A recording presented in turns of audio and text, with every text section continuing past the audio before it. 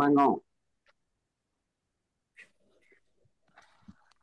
ఈరోజు అభ్యుదయ రచయితల సంఘం అప్రతిహాతంగా నిర్వహిస్తున్నటువంటి ఈ 211వ అంతర్జాల సదస్సు, అదేవిధంగా తెలుగులో ప్రఖ్యాత విమర్శలు, సాహిత్య చరిత్ర ఉపశీర్షికకు సంబంధించిన 3వ సదస్సు. ఈ కార్యక్రమానికి హాజరైనటువంటి అభ్యుదయ రచయితల సంఘ కార్యకర్తలు, అదేవిధంగా ఇతర సాహిత్యాభిమానులు, సాహితీ సృజనకారులందరికీ కూడా నా నమస్కారాలు. ఈరోజు ప్రముఖ రచయిత, విమర్శకుడు, అనువాదకుడు వెల్చేరు నారాయణరావు గారు తలం నుంచి వెలువడినటువంటి, అది మన విశాలాంధ్ర ప్రచురణాలయం వారే పుస్తకాన్ని కూడా ప్రచురించడం జరిగింది. తెలుగులో కవితా విప్లవాల స్వరూపం అనేటటువంటి గ్రంథం ఆధారంగా చేసుకొని తెలుగులో కవితా విప్లవాలు వెల్చేరు చూపు అనేటటువంటి అంశం మీద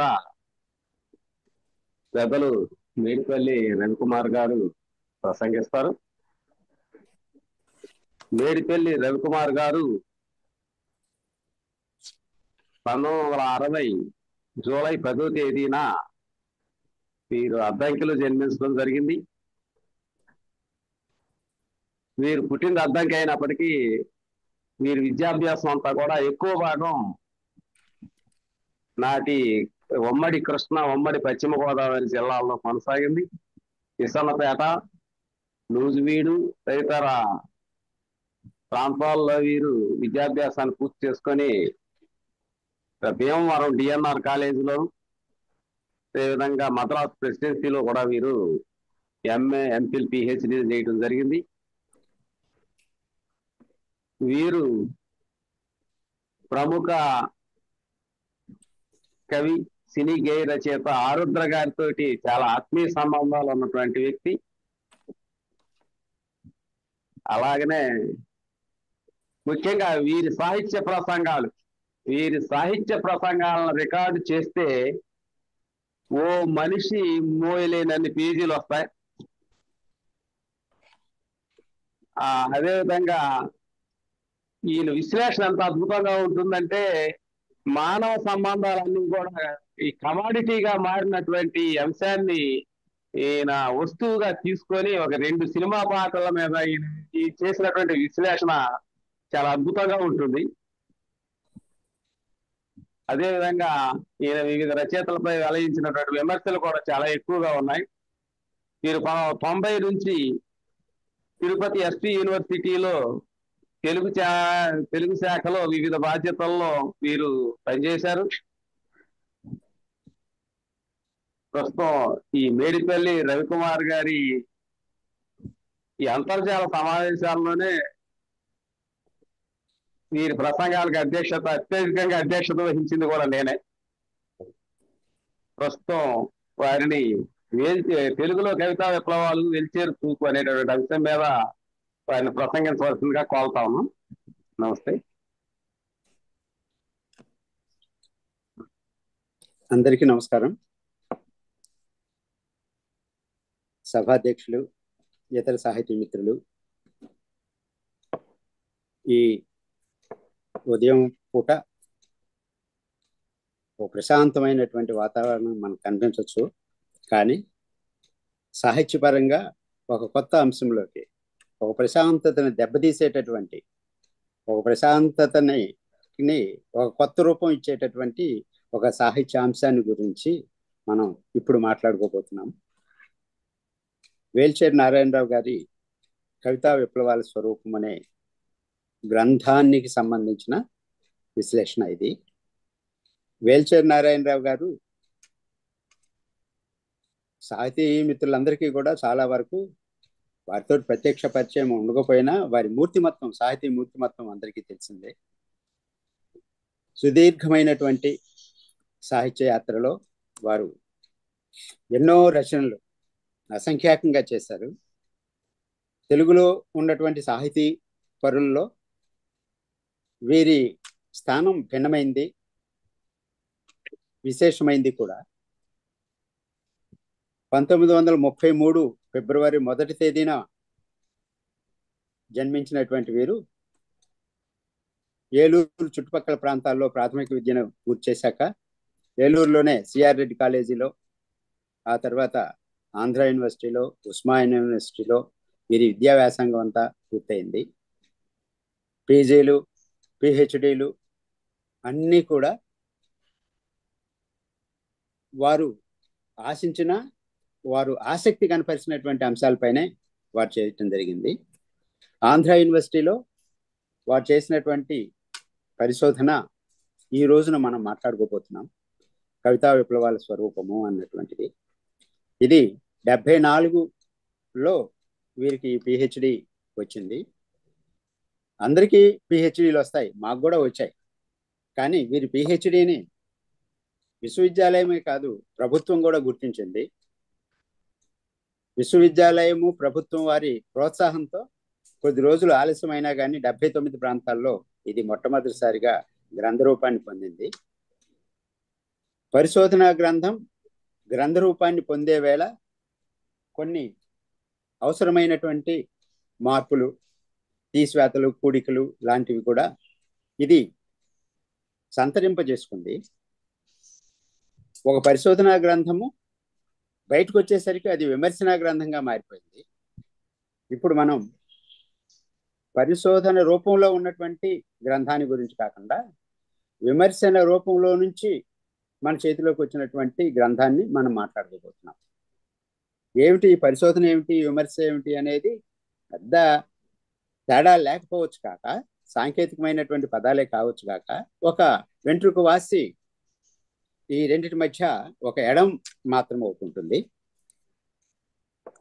ఒక ఆవిష్కరణ అన్నది పరిశోధనలో ఉంటే, ఒక కొత్త విషయాన్ని ఆవిష్కరించడం అనేది, వెలికి తీసి ఆవిష్కరించడం అనేది పరిశోధనలో ఉంటే, ఆ తీసిన దాన్ని, వెలువడినటువంటి దాన్ని తన గొంతులో వ్యాఖ్యానించడము అన్నటువంటిది విమర్శలో మనకు కనిపిస్తుంది. ఈ ఆవిష్కరణ, వ్యాఖ్యానము రెండు కలగలిసి ఉన్నటువంటి ఈ గ్రంథాన్ని గురించి మనం కొంత మాట్లాడుకుంటాం. దీని పేరే కవితా విప్లవాల స్వరూపం. ఈ రోజున మనకి విప్లవం అన్న మాటకి అర్థం వేరు.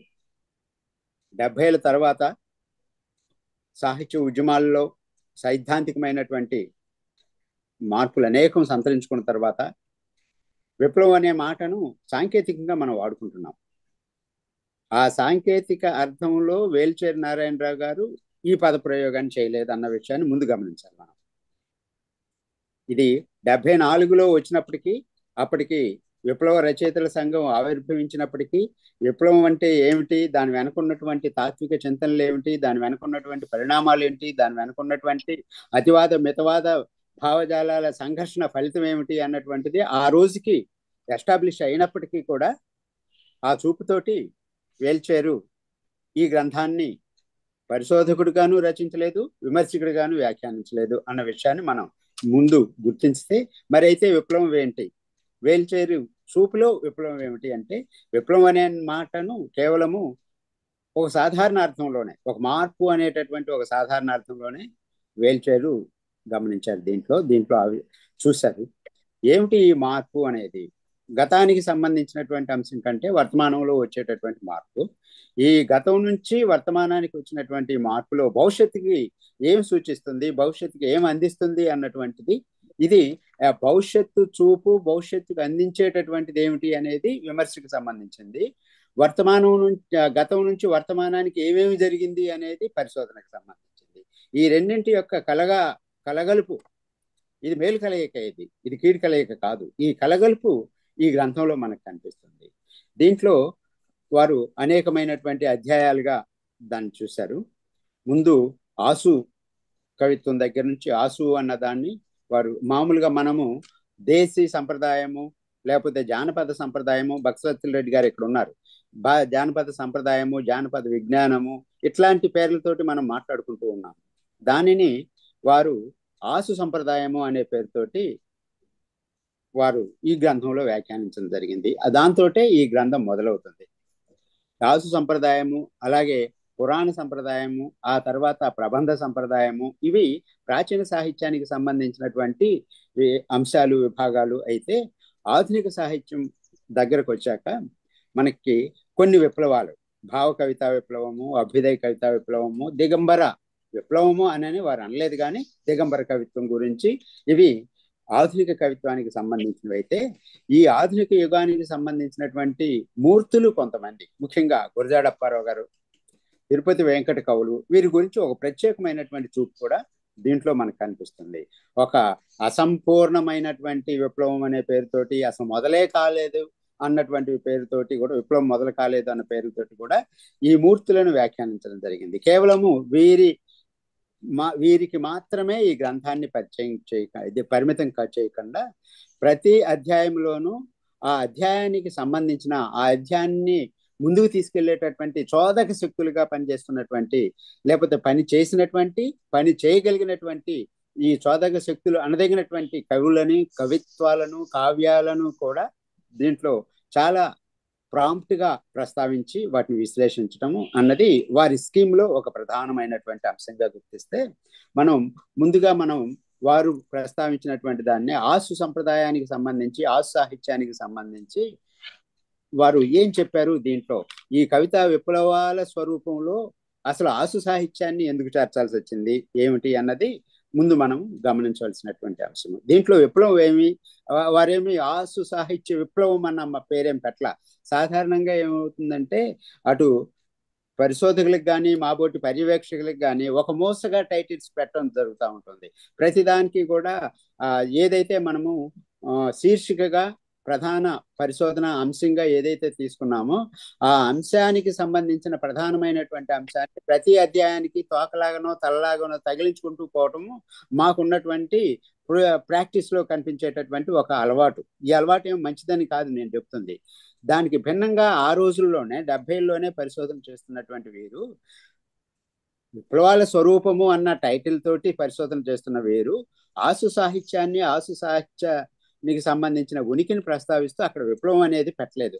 దానికి విప్లవము అని పెట్టకుండా ప్రారంభించటమే వీరి చూపుకు సంబంధించినటువంటి ప్రాధాన్యతను తెలియజేస్తుంది. వీరి చూపులో ఉన్నటువంటి శాస్త్రీయత, వీరి చూపులో ఉండేటటువంటి ఒక మోసగా వస్తున్నటువంటి దానికంటే భిన్నంగా ఒక రుజుమార్గంగా కనిపించేటటువంటి అంశం మనకు దాంట్లో కనిపిస్తుంది.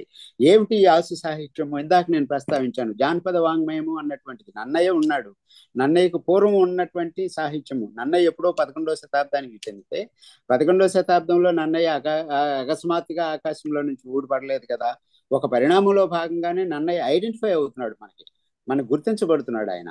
దానికి ముందున్నటువంటి సాహిత్యాన్ని ఒకే ఒక మాటలో మనం విశ్లేషించుకుంటూ పోవటము అనాదిగా వస్తున్నటువంటి ఒక ఆనవాయితీగా మారిపోయింది. అదేమిటి అంటే, నన్నయ్యకు పూర్వం అన్నటువంటి సాహిత్యము ఆ ఏరాని, ఆ డ్యూరేషన్ని ప్రాంగ్ నన్నయ్య యుగము అనే పేరుతోటి మనం ఏమిటి ఈ ప్రాంగ్ నన్నయ్య యుగంలో ఏమిటి అంటే కొన్ని శాసనాలు ఉన్నాయని చెప్పుకుంటున్నాము. తర్వాత వచ్చినటువంటి ఆ అంచుల్లో వచ్చినటువంటి లిఖిత సాహిత్యంలో ప్రస్తావించబడినటువంటి కొన్ని పదాలు, వీటిని దృష్ట్యా మనకి ఏవో ప్రభాత పదాలని, ఆ పదాలని, ఈ పదాలని, పాల్కురి సోమనాథులు లాంటి వాళ్ళు, నన్నిచోడులు లాంటి వాళ్ళు, వీళ్ళందరూ ప్రస్తావించిన వాటిని బట్టి ఓహో అంతకు పూర్వం ఏవో మనకి పదాలు ఉన్నాయి, మనకేదో సాహిత్యం ఉంది అన్నటువంటి విషయాన్ని గుర్తించటము ఆ ప్రాంగ్ నన్నయ్య యుగంలో మనం చేసాము. ఇంతవరకు జరిగింది అప్పుడు మన వేల్చేరు వరకు జరిగింది అదే. వేల్చేరు తర్వాత కూడా ఇప్పటికీ జరుగుతూ ఉన్నటువంటి ప్రాక్టీస్ అదే. మన విశ్లేషణలన్నీ కూడా అలాగే ఉన్నాయి. అయితే ఆ రోజున వేల్చేరు నారాయణరావు గారు ఈ ప్రాంగ్ నన్నయ్య యుగంలో ఉన్నటువంటి ఈ పదాలని, ఈ పద సమూహాలని, పద సముదాయాలని అంతా కూడా వారు జానపద వాంగ్మయం అని కానీ, మేము మామూలుగా అకాడమిషియన్స్ గా, మేము పరిశోధకులుగా మేము అవన్నీ కూడా జానపద పాటలు, జానపదులు పాడుకున్నటువంటి పాటలు, 9 పదాలు, ఆయాలలు, లేకపోతే ప్రభాత పదాలు, ఇంకేవో పాటలు, ఇవన్నీ కూడా జానపదులు పాడుకున్నవి అనేవి మేము చెప్పుకుంటూ ఉన్నాం. వేల్చేరు అందుకు భిన్నంగా ఇవన్నీ కూడా జానపద మాటనే వారు ఒప్పుకోలేదు. అసలు జానపద వాంగ్మయము, జానపద సాహిత్యము, జానపద గేయము అన్నటువంటిది ఆ మాటలన్నీ కూడా అక్షరాస్యులు చాలా ఇష్టంగా పెట్టుకున్నటువంటి ఒక ముద్దు పేరు. వారికి ఎప్పుడు తరచూ వాడేటటువంటి ఒక ఊత పదంగానే దాన్ని భావించారు. కానీ దాన్ని వీరు ఆ జానపద సాహిత్య సంప్రదాయాన్ని ఆసు సాహిత్య సంప్రదాయంగా, ఆసుగా ఉన్నటువంటి ఒక ధోరణిగా వీరు ప్రస్తావించారు. ఆసు కంటే భిన్నమైనటువంటిది జానపదము అన్నటువంటి ప్రయోగము అన్న దృష్టి వారిలో ఉంది. అందువల్లనే చాలా పర్టికులర్గా జానపద అన్న మాటను ఎక్కడా కూడా పొరపాటును కూడా రాకుండా చూసుకున్నారు వారు. వారు మాట్లాడే విశ్లేషించే ప్రతి దగ్గర ఆసు ఆసు సంప్రదాయము ఈ మాటలే వాడే తప్ప జానపద సంప్రదాయము అన్నటువంటిది వారు ఎప్పుడు కూడా వాడలేదు. ఈ పుస్తకాన్ని ప్రారంభిస్తూ ప్రారంభ వాక్యమే ఒకటి మనల్ని ఆసక్తిని రేపించేటటువంటి, మనల్ని ఆలోచింపజేసేటటువంటి ఒక నన్నయ్యను తెలుగు సాహిత్యానికి సృష్టికర్త అనడము పరిపాటి అన్న వాక్యంతో ఈ కవితా విప్లవాల స్వరూపం ప్రారంభమవుతుంది. ఇది ఆసు సాహిత్యం అన్న విభాగంలోనే మొదలవుతుంది. నన్నయ్యను తెలుగు సాహిత్యానికి సృష్టికర్త అనడము పరిపాటి. సాధారణంగా ఈ పరిపాటి అన్నటువంటి మాట ఎప్పుడు వాడతాము అంటే ఎక్కడేదో అది దానికి రెండు కోణాలు ఉన్నాయి, రెండు పార్శ్వాలు దానికి ఉన్నాయి. దాన్ని పాజిటివ్ గాను తీసుకోవచ్చు, పాజిటివ్ కాకుండా తీసుకునేటటువంటిది ఉంది. అంటే ఒక అశాస్త్రీయమైన ఒక వాస్తవం కానటువంటి అంశము రూఢిగా మారిపోతే, ప్రచారంలోకి వస్తే దాన్ని పరిపాటిగా వాడటం కూడా మనం ఎక్కువగా వాడుతూ ఉంటాము. నన్నయ్యను తెలుగు సాహిత్యానికి సృష్టికర్త అనడము పరిపాటి. వారి ఉద్దేశం ఏంటో మనకు అర్థమైపోయింది. నన్నయ్యను తెలుగు సాహిత్యానికి సృష్టికర్త, ఆదికవి అనడము, ఆదికవి అన్న మాటని వారు సృష్టికర్త అన్నారు అంతే. మామూలుగా ఇది ఒక సాహిత్య పరిశీలన చేసే క్రమంలో సాహిత్య విద్యార్థులకి, సాహిత్య పరిశోధకులకి, సాహిత్య అధ్యాపకులకి దాన్ని విశ్లేషించే క్రమంలో కొన్ని సైద్ధాంతికమైన ఆలోచనలు లేకపోతే కొన్ని ఛానల్స్ వాళ్ళకు ఉంటాయి. ఎలా అధ్యయనం చేయాలి, వాళ్ళకు ఒక మెథడాలజీ ఉంటుంది. ఆ మెథడాలజీలో సాహిత్యాన్ని చూసేటప్పుడు కవుల్ని, రచయితల్ని లేదా వారి రచనలను అంచనా వేసేటప్పుడు ఒక మెథడాలజీ ఒకటి ఉంటుంది. అదేమిటి అంటే కొన్ని సంప్రదాయాలు ఉన్నాయి దానికి సంబంధించి. మనకి త్రిపురనేని మధుసూదన్ రావు గారు చాలా విశ్లేషణ చేశారు. దాంట్లో మొట్టమొదటిది ఆధ్యాత్మిక సంప్రదాయము అనేటటువంటి ఒకటి దాన్ని చెప్పారు. ఆధ్యాత్మిక సంప్రదాయం అంటే ఈ సృష్టికి, ఈ చరాచర సృష్టికి, ఈ ప్రకృతికి ఎవడో ఒకడు సృష్టికర్త అనేవాడు ఒకడు ఉన్నాడు, వాడు సృష్టించాడు దీనంతా కూడా అనేటటువంటిది ఆధ్యాత్మిక అంశంలో ఒక భాగము. అలాగే దాన్ని సాహిత్యానికి కూడా అప్లై చేసి సాహిత్యాన్ని కూడా ఒక శక్తి సృష్టించింది అని భావించడం లాంటిది మనకి ఆనవాయితీగా వస్తూ ఉంది. ఇక్కడ ఏమిటంటే మానవ ప్రయత్నం కానీ, మన చుట్టూతో ఉన్నటువంటి సమాజం కానీ, మన సమాజంలో ఉన్నటువంటి మన మానవ సంబంధాలు కానీ, మన ఈతిబాధలు కానీ, మన సంతోషాలు, సుఖాలు, దుఃఖాలు ఇవేవి కారణం కాకుండా వీటికి అతీతంగా ఒక బ్రహ్మ ఈ సృష్టిని ఎలా చేశాడో ఒక కవి ఒక కావ్యాన్ని సృష్టిస్తాడు అన్నటువంటి ఒక భావన, ఒక మెథడాలజీ ఒకటి ఉంది అధ్యయనం చేసేటటువంటి క్రమంలో. ఈ క్రమంలో ఉన్నటువంటి దానికి విరుగుడుగా దానికి చెక్ పెడుతూ వేల్చేరి నారాయణరావు గారు మొట్టమొదటి వాక్యాన్నే ప్రారంభించారు. సాహిత్యానికి సృష్టికర్త, నన్నయ్య సృష్టికర్త అనడము పరిపాటి అన్నటువంటి మాట మనల్ని చాలా ఆలోచింపజేస్తుంది. ఆయన చూపును మొత్తం, ఈ గ్రంథానికి సంబంధించినటువంటి చూపును మొత్తం కూడా ఈ ఒక్క వాక్యము తెలియజేస్తుంది. మనకి బాల వ్యాకరణంలో మనకి క్రియాపరిచ్ఛేదం ఉంది. మొట్టమొదటిది ధాతువునకు అన్నటువంటి సూత్రం ఒకటి ఉంటుంది. దాన్ని మనం అధికార సూత్రము అంటాం. తర్వాత కొన్ని సూత్రాలు వస్తూ ఉంటాయి, లట్టగు, లంగగు, అదగు, ఇదగు అని చెప్పి. వాటన్నిటినీ కూడా నిపాత సూత్రాలు అంటాం. ప్రతి నిపాత సూత్రానికి ధాతువునకు అన్న అధికార సూత్రాన్ని అంటుగట్టి మాట్లాడుకోవటము, వ్యాఖ్యానించుకోవటము, దాన్ని చూడటం అన్నది చేయాలి అన్నది వ్యాకరణ సూత్ర సంప్రదాయము. అలాగే ఇక్కడ కూడా ధాతువునకు అన్న అధికార సూత్రం లాంటిది వేల్చేరి నారాయణరావు గారి మొత్తం పుస్తకానికి, సాహిత్యానికి, తెలుగు సాహిత్యానికి నన్నయ్యను సృష్టికర్త అనడము పరిపాటి అన్నటువంటి మాట. దాన్నే వారు ఒక ప్రయోగం నుంచి కూడా దాన్ని ఇంకా చెప్పారు. మహి మున్ వాగన శాసనుండు సృజించన్ అన్నటువంటి మాటను కూడా కూర్చి దానికి సంబంధించిందే. మహి మున్ వాగన శాసనుండు సృజించన్, సృష్టించాడు. ఈ మహిలో మన తెలుగు ప్రపంచంలో, తెలుగు కావ్య ప్రపంచంలో ఈ వాగన శాసనుడు సృజించాడు అన్నటువంటి మాట. ఈ వాగన శాసనుడు అన్నటువంటి మాట కూడా ఆయన ఏదో వ్యాకరణ గ్రంథాన్ని రాశాడు అని మనం చెప్పుకుంటూ ఉన్నాము. అది మనకు అందింది లేదు, మనకి చెందింది లేదు. అది అయినప్పటికీ కూడా అది రాసి ఉంటే ఉంటాడు, రాయిపోతే రాయిపోతాడు అని మనం ఒక నిర్ధారణకు వచ్చినప్పటికీ కూడా దాన్ని అనుసరించి వెలువన్నటువంటి ఈ వాగన శాసనుడు అన్నటువంటి మాటను మాత్రం మనం వదులుకోవట్లేదు. మొట్టమొదటిసారిగా ఈ వాగన శాసనుడే కవిత్వాన్ని సృజించాడు అన్నటువంటి మాట ఆధ్యాత్మిక సంప్రదాయంలో ఒక భాగము. ఈ ఆధ్యాత్మిక సంప్రదాయంలో నుంచి కవిత్వాన్ని మనం బేరీజు వేసేటప్పుడు, అంచనా కట్టేటప్పుడు ఆ విలువలలో నుంచే, ఆ ప్రమాణాలలో నుంచే మొత్తం సాహిత్యాన్ని మనం పరిశీలన చేస్తున్నప్పుడు మన చింతన కూడా బయటికి అదే రూపంలో మనకి బయటకు వచ్చేస్తూ ఉంటుంది. దానికి సంబంధించినటువంటి వాటిని మనం బయటికి కొన్ని వచ్చేస్తూ ఉంటాయి. దీన్ని దృష్టిలో పెట్టుకొని ఇక్కడ ఈ ఆసు సంప్రదాయంలో ఆయన ప్రారంభంలో కొన్ని విషయాలను, క్రొంగొత్త విషయాలను ప్రస్తావించాడు. దీంట్లో మామూలుగా మనకి మరి ప్రతి సాహిత్యకారుడు కూడా ప్రాంగణ యుగంలో పదాలు ఉన్నాయని చెబుతున్నాడు. ప్రాంగణ యుగంలో దేశీ సంప్రదాయానికి సంబంధించిన, లేకపోతే జానపద సంప్రదాయానికి సంబంధించిన పాటలు ఇవన్నీ కూడా ఉన్నాయని చెప్తున్నారు. అయితే వేల్చేరు ప్రకారము ఈ సాహిత్య చరిత్రకారులందరూ కూడా ప్రాంగణ యుగంలో ప్రస్తావిస్తున్నటువంటి ఈ ఈ పదాల ప్రస్తావన, ఈ దేశీ సాహిత్యం యొక్క ప్రస్తావన దాన్ని కవిత్వంగా అంగీకరించడం కోసం కాదు. దాన్ని ఎవరు కూడా కవిత్వంగా అంగీకరించట్లేదు.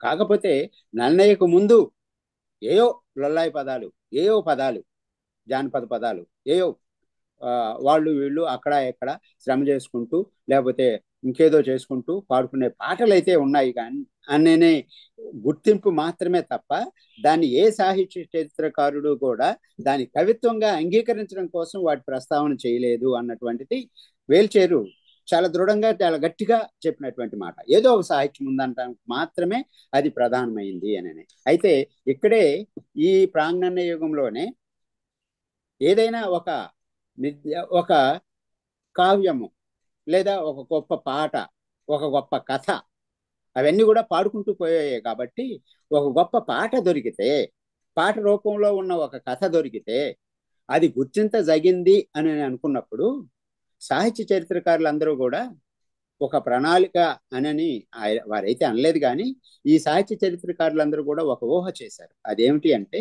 ఆ ఊహ కూడా కారణాలు వేల్చేరు చాలా శాస్త్రీయంగా చెప్పారు. అసలు కవిత్వం అంటేనే, ఒక కావ్యం అంటేనే ఎవరో ఒకరు కూర్చొని రాస్తారు.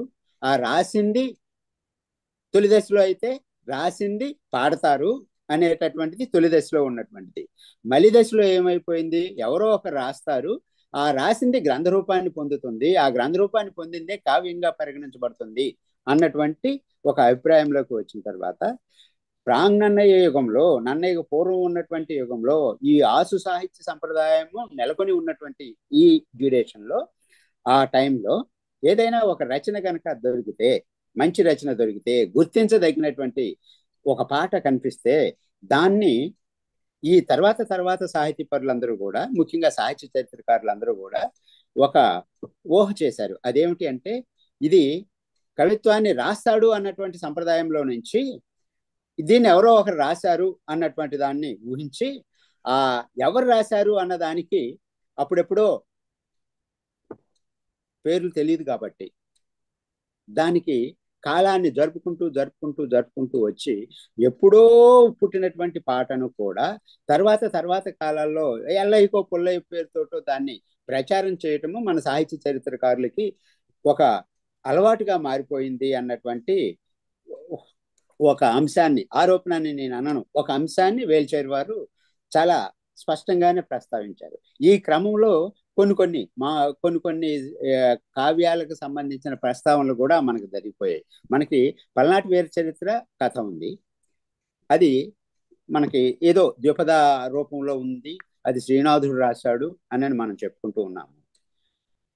అది శ్రీనాథుడు రాశాడు, శ్రీనాథుని రచన అని చెప్పుకోవటం వల్ల పల్నాటి వీర చరిత్రకు చాలా అన్యాయం జరిగింది అన్నటువంటిది వేల్చేరు గారి అభిప్రాయం.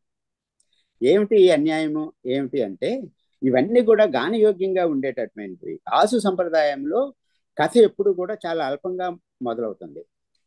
అల్పంగా మొదలైనటువంటి ఈ కథ కాలక్రమంలో ఈ పాడుకుంటూ వ్యక్తి కాదు, వ్యక్తులు, ఒక ఇండివిజువల్ కాదు, ఒక సమూహం, పాడుకుంటూ పాడుకుంటూ పోతున్నటువంటి క్రమంలో కాలాన్ని అనుసరించి, ప్రాంతాన్ని అనుసరించి, పాడేవాడి మానసిక, శారీరక, భౌతిక, ఆర్థిక, సామాజిక, సాంస్కృతిక అస్తిత్వాలను అనుసరించి తొలినాటి పాట మార్పులు పొందుతూ ఒక విస్తృతమైనటువంటి రూపాన్ని పొందుతూ ఉంటుంది. అందువల్లనే మనకి చూడండి కొన్ని మనకి అక్కడ నుంచి మనం ఎందుకు మనకి గురజాడప్పారావు గారి దగ్గరికి వచ్చినాక కూడా దాంట్లో మనకి లిఖిత సాహిత్య సంప్రదాయం నుంచి చూడటం వల్ల దాంట్లో అవి ఉన్నాయి, ఇవి ఉన్నాయి, దాంట్లో దీర్ఘాలు లేవు, దాంట్లో రస్వాలు లేవు, లేకపోతే గణం తప్పింది, ఎతులు తప్పాయి అని చెప్పి ఈ గతుల గురించి మనం మాట్లాడుకుంటున్నాం తప్ప ఆ ఆసు సంప్రదాయాన్ని యొక్క ఆ వరుసల్ని కానీ, దాని పరిణామాలను కానీ, ఆ సంప్రదాయానికి సంబంధించినటువంటి లోతుపాతుల్ని కానీ, వాటి అస్తిత్వాలను కానీ మనం ఎవరం కూడా గుర్తించట్లేదు.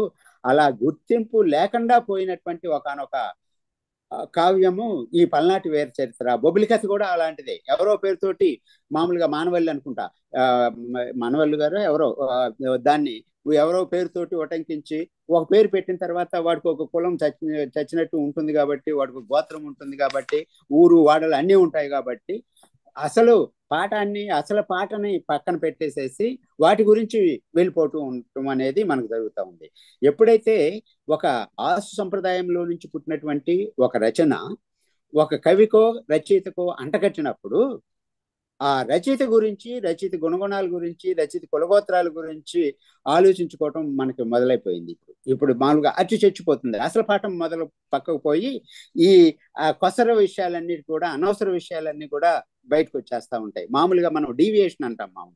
మనం ఈ మధ్య మనం పొలిటికల్ గా మనం మాట్లాడుకున్నాం, పొలిటికల్ డీవియేషన్ అని. ఏ సంఘటన జరిగినా కానీ, ఏ ఘటనని రాజకీయవేత్తలు తీసుకొచ్చినా కానీ ఇదంతా కూడా పొలిటికల్ డీవియేషన్ కోసం ఇవన్నీ లేవనెత్తుతున్నారు అన్నటువంటిది. సాహిత్యపరమైనటువంటి డీవియేషన్స్ కూడా మన సాహిత్య చరిత్రలో ఉన్నాయి. అది మనకి ఇదేది మనకి పల్నాటి వీర చరిత్రకు సంబంధించిన విషయంలోనూ ఇంకా ఇలాంటి విషయాల్లో మనకు జరుగుతుంది అని వేల్చేరు చాలా చక్కగా చెప్పారు. ఇదంతా కూడా ఎందుకు జరుగుతుంది అంటే, కవిత్వం అంటే లిఖించేది అన్నటువంటి ఒక మోస అభిప్రాయము సాహిత్య చరిత్రకారుల్లోనూ, వాళ్ళని అనుసరించి వచ్చినటువంటి సాహితీ పరుల్లోనూ కూడా స్థిరపడినటువంటి ఒక అభిప్రాయం మూలంగా మొత్తం సాహిత్యానికి, ముఖ్యంగా నన్నయ్యకు పూర్వం ఉన్నటువంటి ఈ ఆసు సంప్రదాయం వెలువడినటువంటి సాహిత్యానికి గొప్ప అన్యాయం, పెద్ద అన్యాయం జరిగింది అన్నటువంటిది వారి అభిప్రాయం.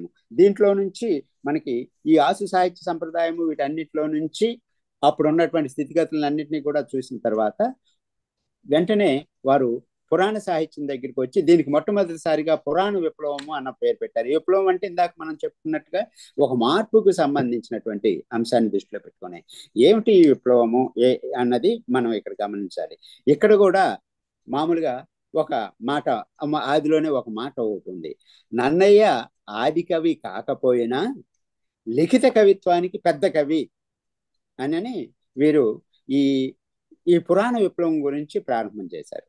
వీరిలో ఇందాక మనం ఆది కవిని ఏదో ఒక నన్నయ్య తెలుగు సాహిత్యాన్ని సృష్టించాడు అనడం పరిపాటి అయింది అన్నటువంటిది కొంచెం గోప్యంగా ఉన్నటువంటి మాట. దానికి వ్యాఖ్యం చేశారు ఇక్కడ. నన్నయ్య ఆది కవి కాకపోయినా, వీరికి ఎట్టి పరిస్థితుల్లోనూ నన్నయ్య ఆది కవి అన్నటువంటి మాటను వీరు ఎప్పుడూ నమ్మట్లేదు, విశ్వసించట్లేదు, దాని మీద నమ్మకం కూడా లేదు. ఎందుకంటే వీరు శాస్త్రీయమైనటువంటి దృష్టిలో నుంచి చూసినప్పుడు, పైగా ప్రాంగణయ్య యుగానికి సంబంధించినటువంటి దాన్ని ఆ సంప్రదాయంగా వీరు అంత గొప్పగా అభిప్రాయపడినటువంటి వీరు నన్నయ్య ఆది కవి అని ససేమిరా అనరు. దాన్నే ఇక్కడ చెబుతూ నన్నయ్య ఆది కవి కాకపోయినా లిఖిత కవిత్వానికి పెద్ద కవి అని ఒక మాట రాశారు. నాకు ఇక్కడ కొన్ని సందేహాలు కూడా ఉంటాయి. బహుశా నేను నా పొరపాట్లు కూడా కావచ్చేమో. పెద్ద కవి అన్న మాటకు అర్థం ఏంటో చెప్పలేదు. పెద్ద కవి అంటే ఏంటి? నిలువెత్తి కవి, లేకపోతే ఎక్కువ సాహిత్యాన్ని సృజించిన కవి ఏమిటి? నన్నయ్య పెద్ద కవి ఎలా? లిఖిత కవిత్వానికి పెద్ద కవి. లిఖిత కవిత్వానికి ఆది కవి అంటే మనకు అభ్యంతరం ఉండదు. లిఖిత కవిత్వానికి పెద్ద కవి అంటే ఒకవేళ ఎక్కువ లిఖిత సాహిత్యాన్ని సృజించాడు అని మనం అనుకుంటే, ఈయనకంటే ఎక్కువ సృజించినటువంటి వాళ్ళు ఈ అంచుల్లోనే మనకు కనిపిస్తున్నారు. పాల్కురికి సోమనాథుడు నన్నయ్య కంటే ఎక్కువ సాహిత్యాన్ని సృజించాడు. అదంతా లిఖిత సాహిత్యమే.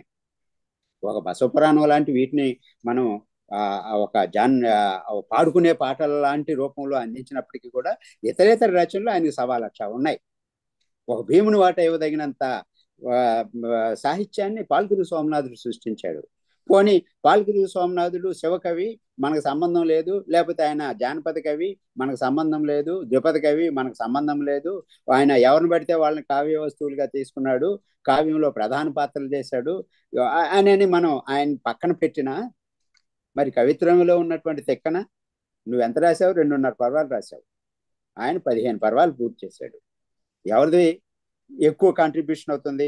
ఈ పెద్ద కవి అన్న మాటకు అర్థం ఏమిటి అన్నటువంటిది మనకు ఒక ఆలోచింపదగినటువంటి మాట. వారి ఉద్దేశం ఏమిటో కూడా తెలియలేదు. పెద్ద కవి అన్నటువంటి తొలి కవి అనే అర్థంలో పెద్ద కవి అనే మాటను ఆయన వేల్చేరు వాడతారని నేను అనుకోను. లిఖిత సాహిత్యానికి తొలి కవి ఆయన, అంతవరకే. కానీ లిఖిత సాహిత్యానికి పెద్ద కవి మాత్రము నన్నయ్య కాదు అన్నటువంటి విషయాన్ని, ఈ పెద్ద కవి అన్న మాటకు మనకు తెలిసిన, ముఖ్యంగా నాకు తెలిసిన సాధారణార్థంతో నేను ఇది మాట్లాడుతున్నాను. సరే, దాన్ని అలా ఉంచితే, ఈ పురాణానికి ఈ పురాణ విప్లవం అని పేరు పెట్టి నన్నయ్యతోటి ప్రారంభించారు. ఈ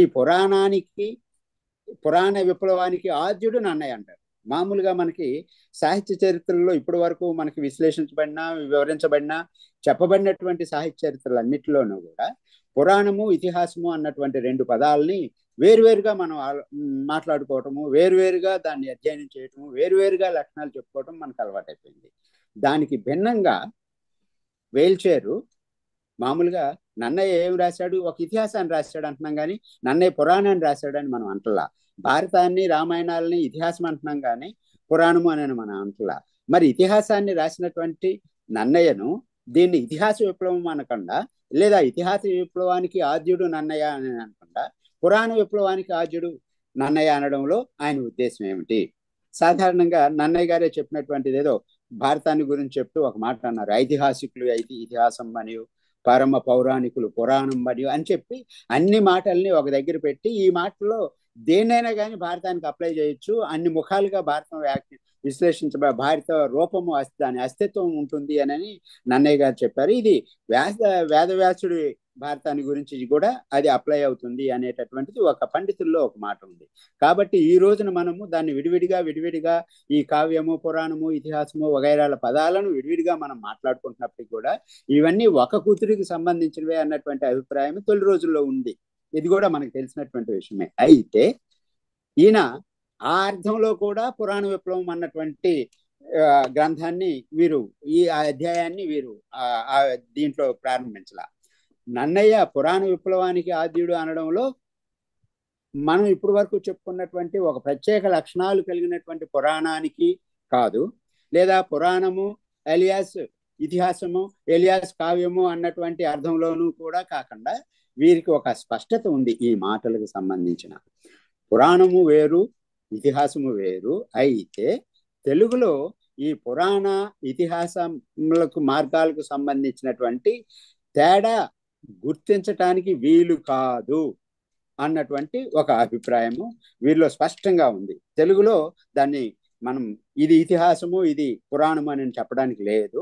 వాటి మూల రూపాల్లో ఉండొచ్చు. తెలుగులోకి వచ్చేసరికి ఇవన్నీ ఒకలాగే వచ్చాయి కాబట్టి వాటికి ఆ తేడా లేదు. కాబట్టి ఏదో ఒక పదాన్ని వాడుకోవాలి, కాబట్టి నేను ఈ పదాన్ని వాడుకుంటున్నాను అనే ఉద్దేశంతో బహుశా ఈ అధ్యాయానికి పురాణ విప్లవం అని పేరు పెట్టి పురాణ విప్లవానికి ఆద్యుడిగా నన్నయ్య గారిని తీసుకొచ్చి పెట్టారు.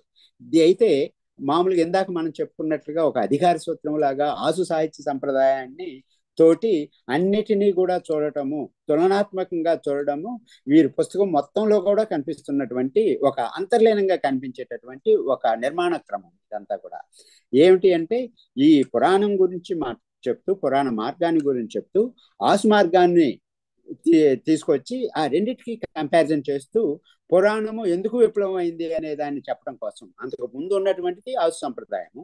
ఈ ఆసు సంప్రదాయం కంటే పురాణ సంప్రదాయము ఏం మార్పుని తీసుకొచ్చింది, ఈ దీంట్లో పెను మార్పు, విప్లవము అన్నటువంటి మాటను పెను మార్పుగానే, ఒక గొప్ప గుర్తింపదగినటువంటి మార్పుగానే దీన్ని చూసుకుంటూ వచ్చారు. ఎప్పుడైతే వారే ఒక దగ్గర అంటారు, ఒక కవిత్వాన్ని కానీ, ఒక కవిని, రచయితని కానీ ఒక సర్వనామంగా మనం భావించినప్పుడు, ఎక్కడైతే ముందున్నటువంటి కవిత్వంతో ఒక సంఘర్షణ ఏర్పడినప్పుడు, అది పలచబడుతూ ఉన్నప్పుడు, అది అంతగా ఉపయుక్తకంగా లేనప్పుడు, తర్వాత ఆ కవిత్వానికి కొన్ని మార్పులు చేర్పులు చేస్తూ, ఒక కొత్త ప్రయోగాన్ని చేస్తూ, ఒక కొత్త సంప్రదాయాన్ని దాన్ని ఆపాదిస్తూ ఎవరో ఒకరు పూనుకుంటారు, ఒకరో కొందరో పూనుకుంటారు.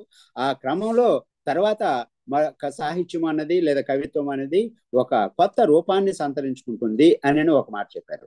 అందులో భాగంగానే ఆసు సంప్రదాయంగా ఉన్నటువంటి సాహిత్యానికి భిన్నంగా ఆసు ఇక్కడ మామూలుగా మార్క్సిస్టులు చెప్పుకున్నటువంటి వర్గ స్పృహలో నుంచి కాకుండా సమాజాన్ని, ముఖ్యంగా సాహిత్యపరమైనటువంటి సమాజాన్ని, సాహిత్య లోకాన్ని, సాహిత్య లోకంలో ఉన్నటువంటి పాఠకుల్ని, శ్రోతల్ని, రసికులను, సామాజికులను 2 వర్గాలుగా వేల్చారు. ఏమిటి అంటే ఆసు సంప్రదాయంలో ఒక వర్గం ఉంటుంది, పురాణ సంప్రదాయంలో ఒక వర్గం ఉంటుంది. ఇక్కడ పురాణము అన్నటువంటిది ఒక సాంకేతిక పదంగా వీరు వాడలే, ఒక సామాన్య వాచకంగానే వాడారు. ఈ సామాన్య వాచకాన్ని పురాణము అన్నప్పుడల్లా మనకి అది ఇబ్బందిగా ఉంటే మనం ఇతిహాసం అని కూడా పెట్టుకున్నా కానీ వారికి అభ్యంతరం లేదు, మనం అర్థం చేసుకోవటానికి అభ్యంతరం లేదు.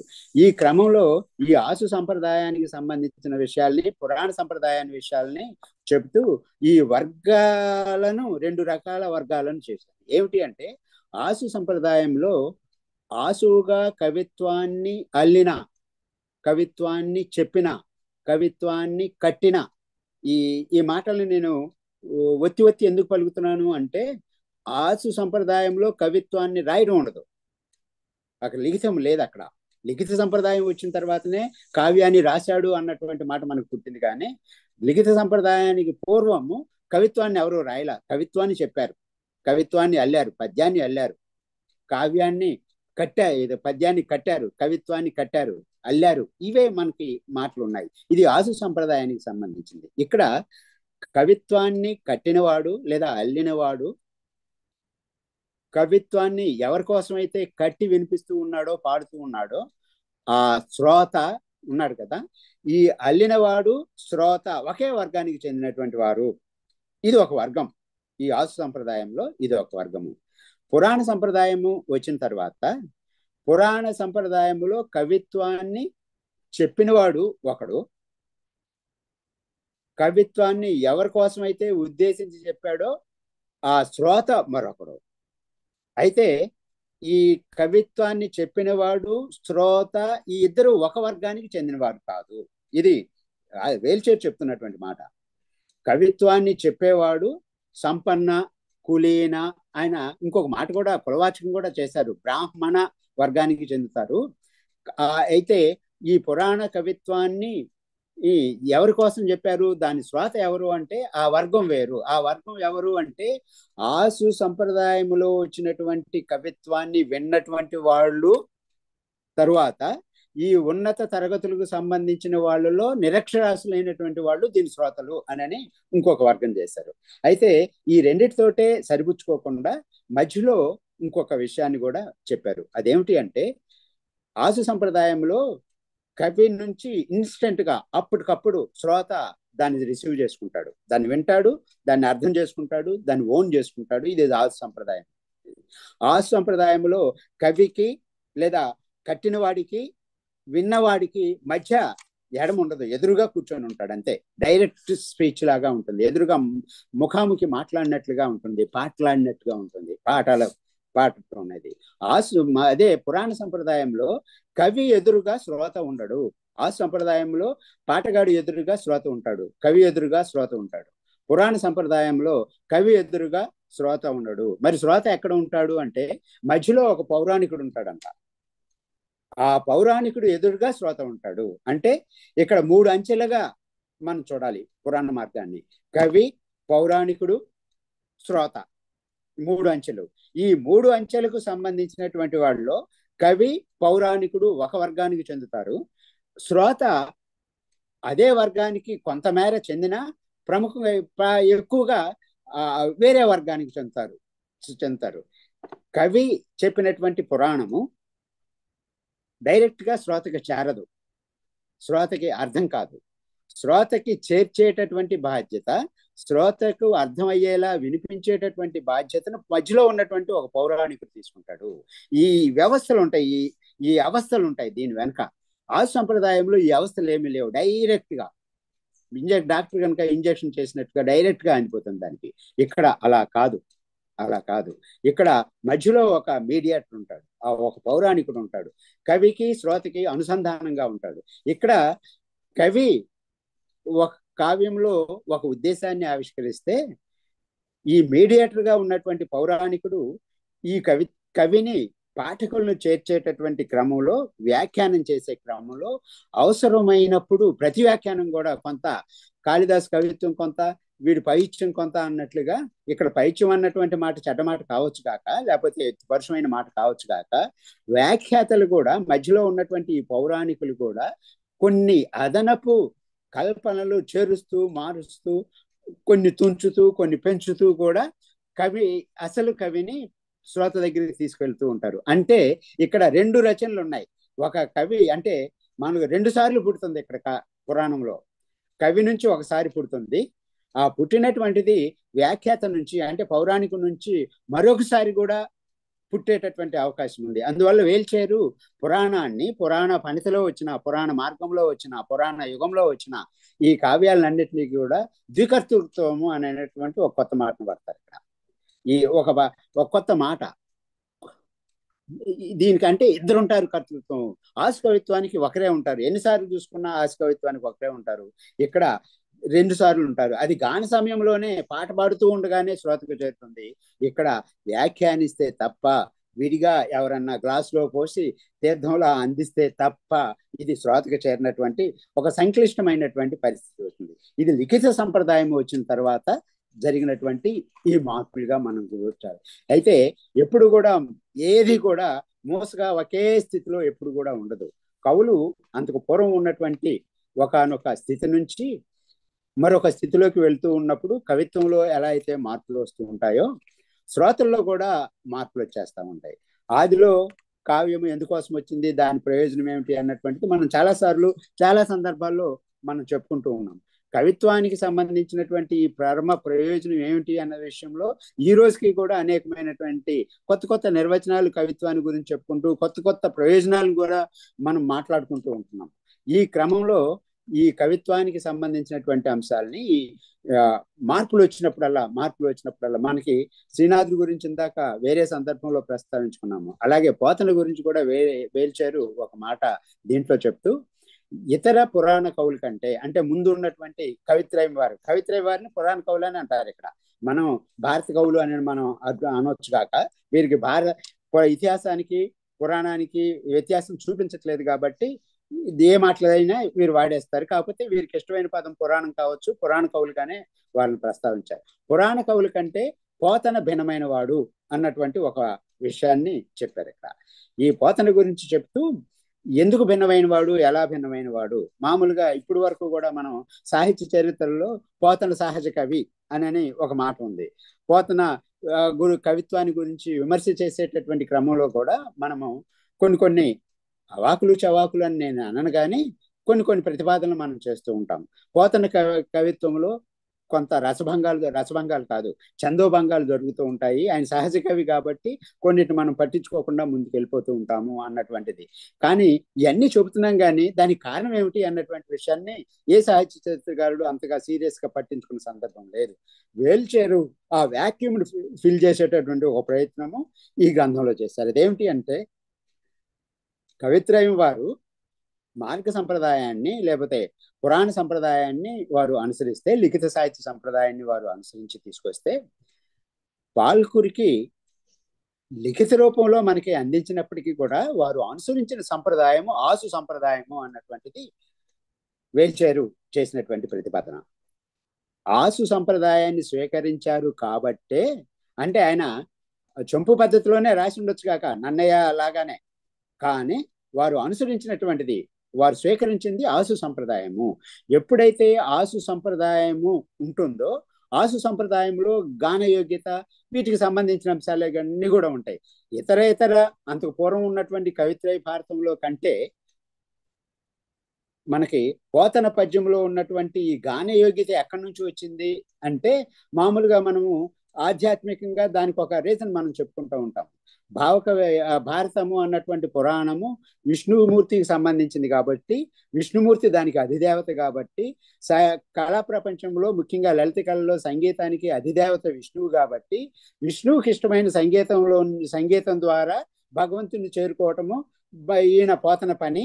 అందువల్ల దాంట్లో సంగీతాత్మకత ఎక్కువగా కనిపిస్తుంది అని ఆధ్యాత్మిక ధోరణిలో నుంచి కవిత్వాన్ని విశ్లేషించుకునేటటువంటి క్రమంలో మన సాహిత్య చరిత్రకారులు చెప్తూ ఉన్నటువంటి మాట.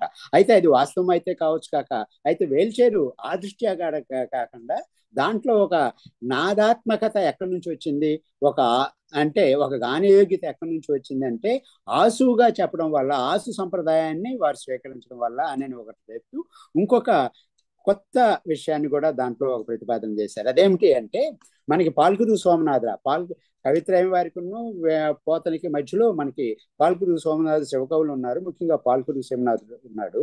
కవిత్రయ మార్గం కంటే భిన్నమైనటువంటి ఆసు మార్గంలో ద్విపదలో వారు ఎలాంటి వస్తువుని తీసుకున్నారు, ఎలాంటి అభివ్యక్తీకరణ పద్ధతిలో ముందుకు వచ్చారు అనేది మనకు తెలుసు.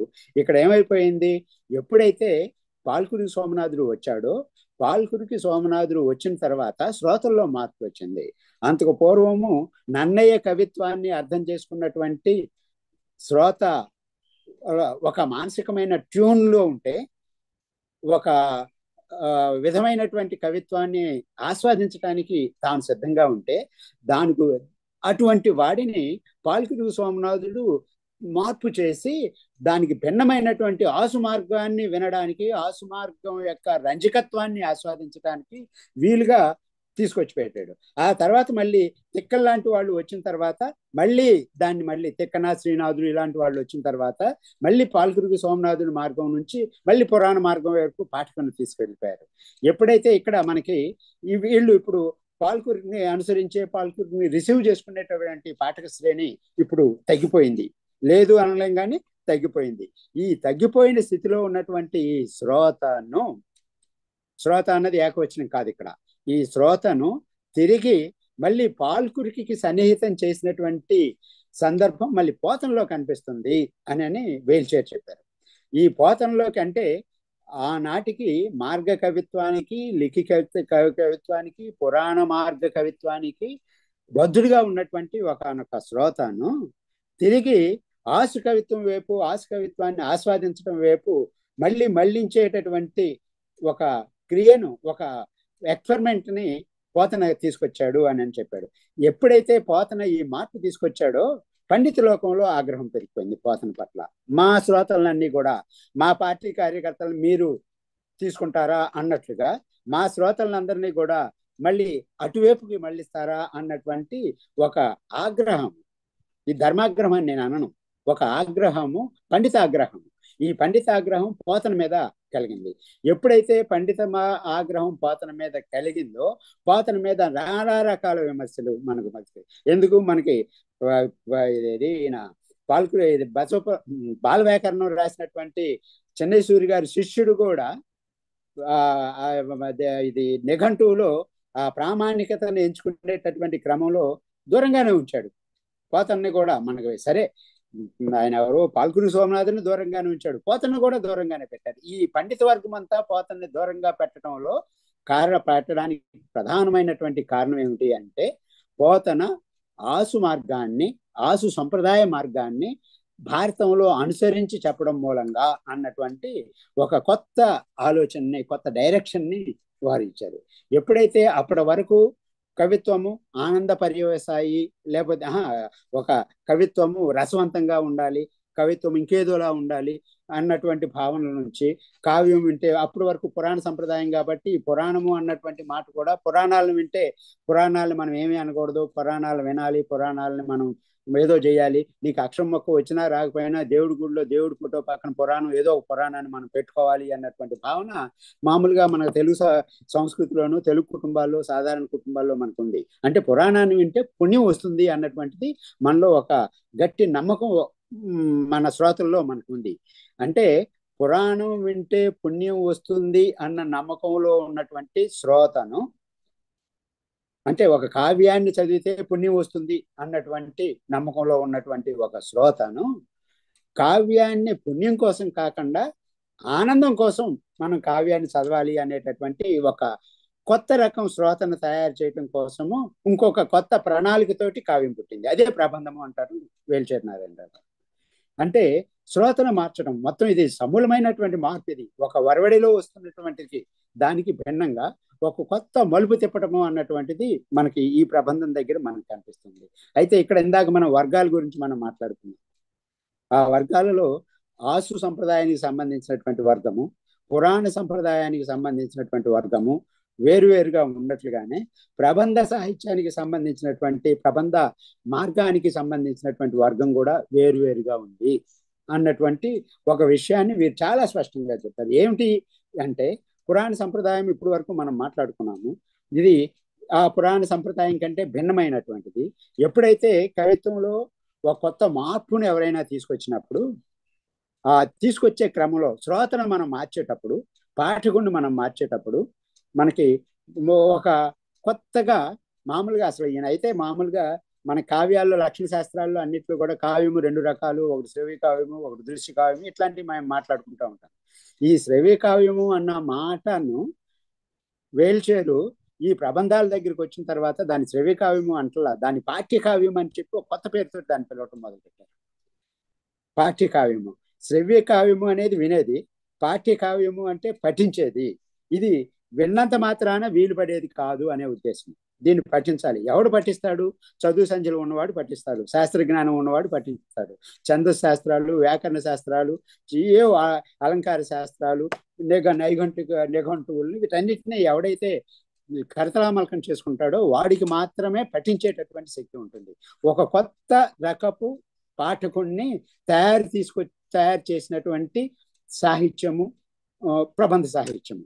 ఎప్పుడైతే ఒక మార్పుని తీసుకొచ్చేటప్పుడు ఆ మార్పుకి ఆద్యుడిగా ఉన్నటువంటి పురాణ కవిత్వానికి మనకి ఆది కవి కాకపోయినా నన్నయ్య ఎలా ఆద్యుడిగా ఆయన భావించారు, ఇక్కడ కూడా మనందరం భావిస్తున్నట్టుగానే ప్రబంధ విప్లవానికి కూడా ఆద్యుడిగా అలసాని పెద్దన్న గారి గురించే చెప్తారు. దాంట్లో మామూలుగా ఆయనకి ఉత్పలమాలిగా పద్యం ఒకటి ఉంది, పోతమెరుంగులు అనే పద్యం, సుదీర్ఘమైనటువంటి పద్యం ఉంది. దాంట్లో ఉన్నదంతా ఏంటి? ఒక కవిత్వానికి ఒక కొత్త నిర్వచనం ఇచ్చారు. కవిత్వం అంటే ఇది, కవి అంటే ఇది, వీడు కవి అని ఒక కొత్త నిర్వచనం ఇచ్చాడు. మనకి ఆయన కంటే ముందు 400-500 సంవత్సరాలుగా కవిత్వం మనకున్నప్పుడు, అది కూడా లిఖిత కవిత్వమే మనకున్నప్పుడు, కొత్తగా మళ్ళీ కవిత్వాన్ని గురించి, కవుల గురించి మళ్ళీ అలసాని పెద్దన్న గారి మధ్యలో ఏదో సామెత చెప్పినట్లుగా మధ్యలో ఈయన వచ్చి మళ్ళీ రెడ్డి వచ్చి మొదల అన్నట్లుగా మళ్ళీ ఈయన కవిత్వం గురించి ఎందుకు చెప్పాల్సి వచ్చింది, దీని ఎందుకు వీని వ్యాఖ్యానం చేయాల్సి వచ్చింది అన్నటువంటిది వేల్చేరు చాలా చక్కగా చెప్పారు. ఒక విషయం చెప్పారు, కొత్తగా తీసుకొచ్చేటప్పుడు ఖచ్చితంగా తాను తీసుకురావాల్సినటువంటి మార్పుని సాహిత్య ప్రపంచంలో ఎస్టాబ్లిష్ చేయాలి అంటే, స్థిరపరచాలి అంటే దానికి కొత్త రూల్స్ అండ్ రెగ్యులేషన్స్ ఫ్రేమ్వర్క్ని తయారు చేయాలి. అందువల్లనే అలసాని పెద్దన ఒక కొత్త ఫ్రేమ్వర్క్ ని తయారు చేసి పెట్టాడు. ఆ పోతమెరుంగుల పద్యంలో ఆ ఫ్రేమ్వర్కే మనకు కనిపిస్తుంది. దాన్ని మనం ఆ పోతమెరుంగులు ఎవరైనా గానయోగ్యంగా చాలా అందంగా పాడితే పాడొచ్చు, కానీ నాలాంటి వాడు దాన్ని వివరించి చెప్పాలంటే సిగ్గుపడతాడు. కవిత్వం అంటే ఎలా ఉండాలి, ఆయన చెప్పినటువంటి పోలికలు ఇవన్నీ కూడా చెప్తున్నప్పుడు ఆ సిగ్గు అంటే దాన్ని చెప్పడానికి కూడా, దాన్ని వ్యాఖ్యానించడానికి కూడా సిగ్గుపడే పదాలతోటి, ఆ భావజాలంతో కవిత్వం ఎలా ఉండాలి అని చెప్పడము అన్నది పెద్దన చేసినటువంటి పని. ఈ పెద్దన చేసిన ఈ కొత్త నిర్వచనం గనక మనం ఇక్కడ పెట్టుకుంటే, ఆ నిర్వచనాన్ని అనుసరించడానికి మొదలైతే ఒక పెద్ద ప్రమాదం కూడా జరిగే ప్రమాదం ఉంది. అదేమిటి అంటే, పెద్దన నిర్వచనం ప్రకారము నన్నయ్య కావచ్చు, తిక్కన కావచ్చు, పాల్గురు సోమనాథుడు కావచ్చు, శ్రీనాథుడు కావచ్చు, ఎవరైనా కావచ్చు, అంతకు పూర్వం ఉన్నటువంటి 400-500 సంవత్సరాల్లో ఉన్నటువంటి ఏ కవి కూడా కవి కాకుండా పోతాడు, ఏ కావ్యం కూడా కావ్యం కాకుండా పోతుంది. అటువంటి నిర్వచనం తీసుకొచ్చి పెట్టాడు పెద్దన గారికి. ఎందుకు తీసుకొచ్చి పెట్టాడు ఏమిటి అన్నటువంటిది. అందువల్లనే మనకి ఒక పెద్దనికి ఒక బిరుదు ఒకటి ఉంది. అదేమిటి అంటే ఆంధ్ర కవితా పితామహుడు అన్నటువంటి బిరుదు ఉంది. ఏమిటి, నాకు మొదటి నుంచి ఎప్పటి నుంచి నాకు చిన్నప్పటి నుంచి నాకు డౌట్గా ఉండేది. నన్నయ్య ఆది కవి అంటున్నాము, అలసాని పెద్దని మళ్ళీ ఆంధ్ర కవిత్వానికి పితామహుడు అంటున్నాము. పితామహుడు అంటే ఏంటి? మనకు తెలిసినంత మేర ఆద్యుడు అని అనేటువంటి. నా వంశానికి పితామహుడు అంటే నా కుటుంబంలో నాకు తెలిసినంత మా నాన్న, లేకపోతే వాళ్ళ నాన్న మా తాత, లేకపోతే తాతకి తాత, అంతవరకే నాకు అంతకు మించి తెలియదు కాబట్టి ఆ తాతకి తాతని నా వంశానికి మూల పురుషుడిగా పితామహుడిగా నేను చెప్పుకుంటాను. ఆంధ్ర కవిత్వానికి అల్లసాని పెద్దన పితామహుడు ఎలా అయ్యాడు అన్నటువంటిది నాకు మొదటి నుంచి వచ్చినటువంటిది. వేల్చేరి నారాయణరావు గారి పుస్తకం చదివితే కొన్ని సందేహాలు వస్తాయి. ఆంధ్ర కవిత్వము అన్నటువంటి మాట ప్రబంధ యుగం వచ్చేసరికి అది ప్రబంధ కవిత్వానికి పర్యాయపదంగా మారిపోయింది. ప్రబంధ కవిత్వానికి ఒక ప్రబంధ కవిత్వం తీసుకొచ్చినటువంటి ఒక మార్పుకి, వేల్చేరి భాషలో చెప్పాలి అంటే ఒక విప్లవానికి ఆయన మార్గదర్శకుడయ్యాడు. ఆయన పితామహుడైపోయాడు. ఆ పితామహుడు అన్నటువంటిది ఈ సంక్షిప్తమైనటువంటి లేకపోతే ఈ స్వల్ప పరిధిలో కూడుకున్నటువంటి ఈ అర్థంలోనే ఆ పితామహ శబ్దాన్ని మనం చూడాలి తప్ప మొత్తం ఆంధ్ర కవిత్వానికి చెబితే ఇది అంత ఇది గొప్ప విషయం, అది ఒక సమంజసమైనటువంటి అంశంగా మనకు కనిపించదు. ఇక్కడ మామూలుగా మనం వాంగ్మయానికి సంబంధించి అంతకు పూర్వం ఉన్నటువంటి ఆసు సంప్రదాయానికి పురాణ సంప్రదాయానికి సంబంధించిన వాటిల్లో ఆసు సంప్రదాయం ఇన్స్టెంట్ గా శ్రోతకు అందుతుంది. ఇక్కడ మనకి పురాణం వచ్చేసరికి మధ్యలో ఒక ఆయన వచ్చారు అనుకున్నాము. ఈ శ్రోతకి మధ్య ప్రబంధ విప్లవం సాధించినటువంటి దాంట్లో ఈ శ్రోత ఎవరు అంటే ఇంకొక వర్గం అని చెప్పుకున్నాం. ఈ ఇంకొక వర్గం కూడా పురాణ వర్గానికి సంబంధించినటువంటి వాడే అయినప్పటికీ కూడా వీళ్ళలో ఒక విలక్షణత ఉంది. పురాణ శ్రోతకి ఒక సమాజం తెలుసు, సమాజంలో ఉన్నటువంటి ఈతిబాతులు తెలుసు, వాటిని అర్థం చేసుకునే ప్రయత్నం చేస్తున్నాడు. ఆ కావ్యాల ద్వారా, ఆ పురాణాల ద్వారా లేదా ఆ ఇతిహాసాల ద్వారా జీవితాన్ని సమన్వయించుకోవటం, జీవితాన్ని సమాలోచన చేసుకోవటం, జీవితంలో మార్పులు తెచ్చుకునే ప్రయత్నం చేసుకోవటానికి ఉన్ముఖుడిగా పురాణ శ్రోత ఉన్నాడు. ప్రబంధ శ్రోత దానికి భిన్నమైనటువంటి వాడు. ఆ వర్గం నుంచి వచ్చినప్పటికి కూడా వీటి మానసిక స్థితి భిన్నమైనటువంటిది అని వేల్చేరి చెప్తారు. ఏమిటి ఆ భిన్నత్వం అంటే ఈయన సమాజాన్ని పట్టించుకోడు. సమాజంలో ఉన్నటువంటి ఈతిబాధలతోటి ప్రబంధ శ్రోతకి సంబంధం లేదు.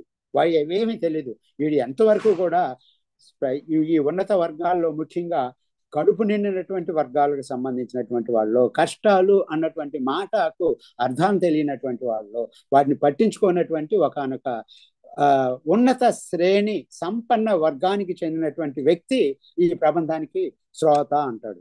ఈ శ్రోతకు ఆనందం తప్ప ఇంకేమీ లేదు, ఇంకేమీ జీవితంతో కానీ వీటితోటి పని లేదు. ఈ ప్రబంధ శ్రోత ఆశించేది వేరు, వాడికి కావలసినటువంటి వేరు. అందువల్ల ఇటువంటి శ్రోతను తయారు చేసుకున్న తర్వాత ఆ శ్రోతకి ఏం కావాలో వాటిని అందించుకోవడం కవులు చేస్తున్నటువంటి పని. మామూలుగా మనం ఇప్పుడు గ్లోబలైజేషన్ గురించి మనం మాట్లాడుకుంటున్నాం. ఈ గ్లోబలైజేషన్లోకి అనుకూలమైనటువంటి మనిషిని తయారు చేస్తున్నాయి కంపెనీలు. తయారు చేసిన తర్వాత ఆ మనిషికి అనుకూలమైనటువంటి సరుకును దిగుమతి చేస్తూ ఉంటాయి. ఇదంతా కూడా మనం ఇప్పుడు ప్రత్యక్షంగా మనం అనుభవంలో ఉన్నటువంటిది. ఇది ప్రబంధానికి కూడా ఈ ప్రాసెస్ మనకి అప్లై చేసుకుంటే ఇంకా బాగా అర్థమవుతుంది. ప్రబంధము అన్నటువంటి ఇది లేదా ప్రబంధ కవి అన్నటువంటి వాడు ఒక కొత్త శ్రోతను తయారు చేసుకున్నాడు. కొత్త శ్రోతకు కొన్ని లక్షణాలను తయారు చేసుకున్నాడు. వాడి ముక్కు ఎలా ఉండాలి, మూతి ఎలా ఉండాలి అని కాకుండా వాడి ఆలోచనలు ఎలా ఉండాలి అన్నటువంటి ఒక కొత్త శ్రోతను తయారు చేసి ఆ శ్రోతకి కావలసినటువంటి సరుకుని ప్రబంధాల్లో దిగుమతి చేసుకోవటం మొదలుపెట్టేది. అందువల్లనే మనకి ప్రబంధము వర్ణనకే ప్రాధాన్యత ఇస్తుంది. అక్కడ జీవితాలకు కానీ కావ్యాల్లో ఉండే సంఘటనలకి సన్నివేశాలకు కానీ ప్రబంధాల్లో ఎక్కడ మనకి ఉండదు. ప్రబంధంలో ఈ ప్రబంధ కవి లేకపోతే అలసాని పెద్దను కావచ్చు, ఇంకో పెద్దను కావచ్చు, ఈ కవి పలానా ప్రబంధంలో ఇది గొప్ప పద్యం చెప్పాడు గొప్ప అని ఎవరైనా అంటే, ఒకసారి ఎక్కడో విన్నాను నేను, జ్వాలాముఖి ఇదే మాటను ప్రస్తావిస్తూ, ప్రబంధంలో ఎవరైనా కానీ పలానా పెద్దనో పలానా మరో కవో ఈ ఘట్టాన్ని చాలా గొప్పగా చెప్పాడు, లేకపోతే ఈ పద్యాన్ని చాలా గొప్పగా అల్లాడు, గొప్పగా చెప్పాడు అని ఎవరన్నా ఉంటే వారి యొక్క మానసిక ప్రవృత్తి చింతనను, మానసిక స్థితిగతులను మనం అనుమానించాలి అని జ్వాలాముఖి ఒక మాట అంటాడు. అది నాకు గుర్తొచ్చింది ఈ మాట చెప్తున్నప్పుడు. ఇక్కడ ఏమీ ఉండవు, వాళ్ళకి ఇలాంటివి ఏమీ ఉండవు. జీవితాలతో సంబంధం లేనటువంటి వాళ్ళు, కేవలం వాళ్ళకి రంజకత్వమే వాళ్ళకి పరమ ప్రమాణం, వాళ్ళు ఆస్వాదించే దానికి. కాబట్టి అటువంటి సరుకునే ప్రబంధాలు తీసుకొచ్చాయి. కాబట్టి ఒక కొత్త సాహిత్య ప్రపంచాన్ని తయారు చేసి కొత్త శ్రోతను కూడా తయారు చేసినటువంటి సందర్భం మనకు కనిపిస్తూ ఉంటుంది. ఎక్కడైతే మనకు అంటే ఒక మార్పుని ఈ స్థితి నుంచి ఒక మార్పుని రావాల్సిన ప్రతిసారి కూడా ఇప్పటికి ఆయన ప్రణాళిక ప్రకారం ఇప్పటికి ఆధునిక ప్రాచీన కవిత్వానికి సంబంధించిన వచ్చి అయిపోయింది. మనకి ఆధునిక సాహిత్యానికి సంబంధించినంత వరకు మనందరికీ తెలిసిన విషయాలే దాంట్లో ఎక్కువగా ఉంటాయి. కాకపోతే కొన్ని కొన్ని నూతనమైనటువంటి ఆలోచనలు ఆయన దాంట్లో నుంచి ఏమేమి వచ్చాయి అన్నది 4-5 విషయాలు చెప్పి నేను ముగిస్తాను. ఇది ప్రాచీన సాహిత్యానికి సంబంధించినటువంటి ఈ మార్పుల్లో వారు చూసినటువంటి విప్లవం అన్నటువంటి వారి దృష్టికోణంలో నుంచి విప్లవానికి ఏ ఏ అంశాలను వాళ్ళు ప్రాతిపదికగా తీసుకున్నారు ఇప్పుడు వరకు గమనించాము. ఆధునిక సాహిత్యం వచ్చిన తర్వాత ఇందాక మనం అనుకున్నాం భావ విప్లవాన్ని, అభ్యుదయ విప్లవాన్ని ప్రధానంగా చెప్పారు.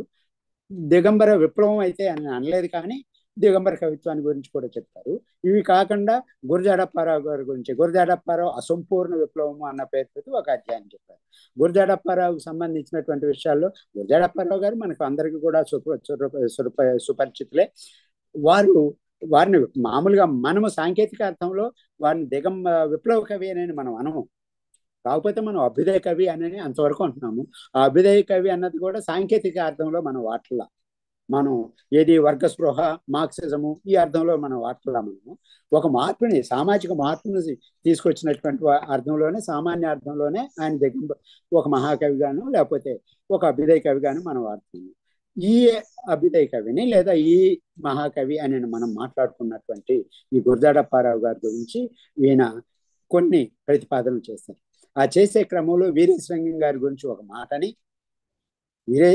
మామూలుగా వీరి దృష్టిలో వీరేశలింగం గారి గురించి వీరు ఇచ్చినటువంటి వీరి అభిప్రాయాలు వీరేశలింగం గారిని అమితంగా అభిమానించే వారికి కొంచెం ఇబ్బంది కలిగితే కలగొచ్చు కాక వీరి అభిప్రాయాన్ని కూడా మనం గౌరవిస్తూనే మనం ముందుకు వెళ్దాము.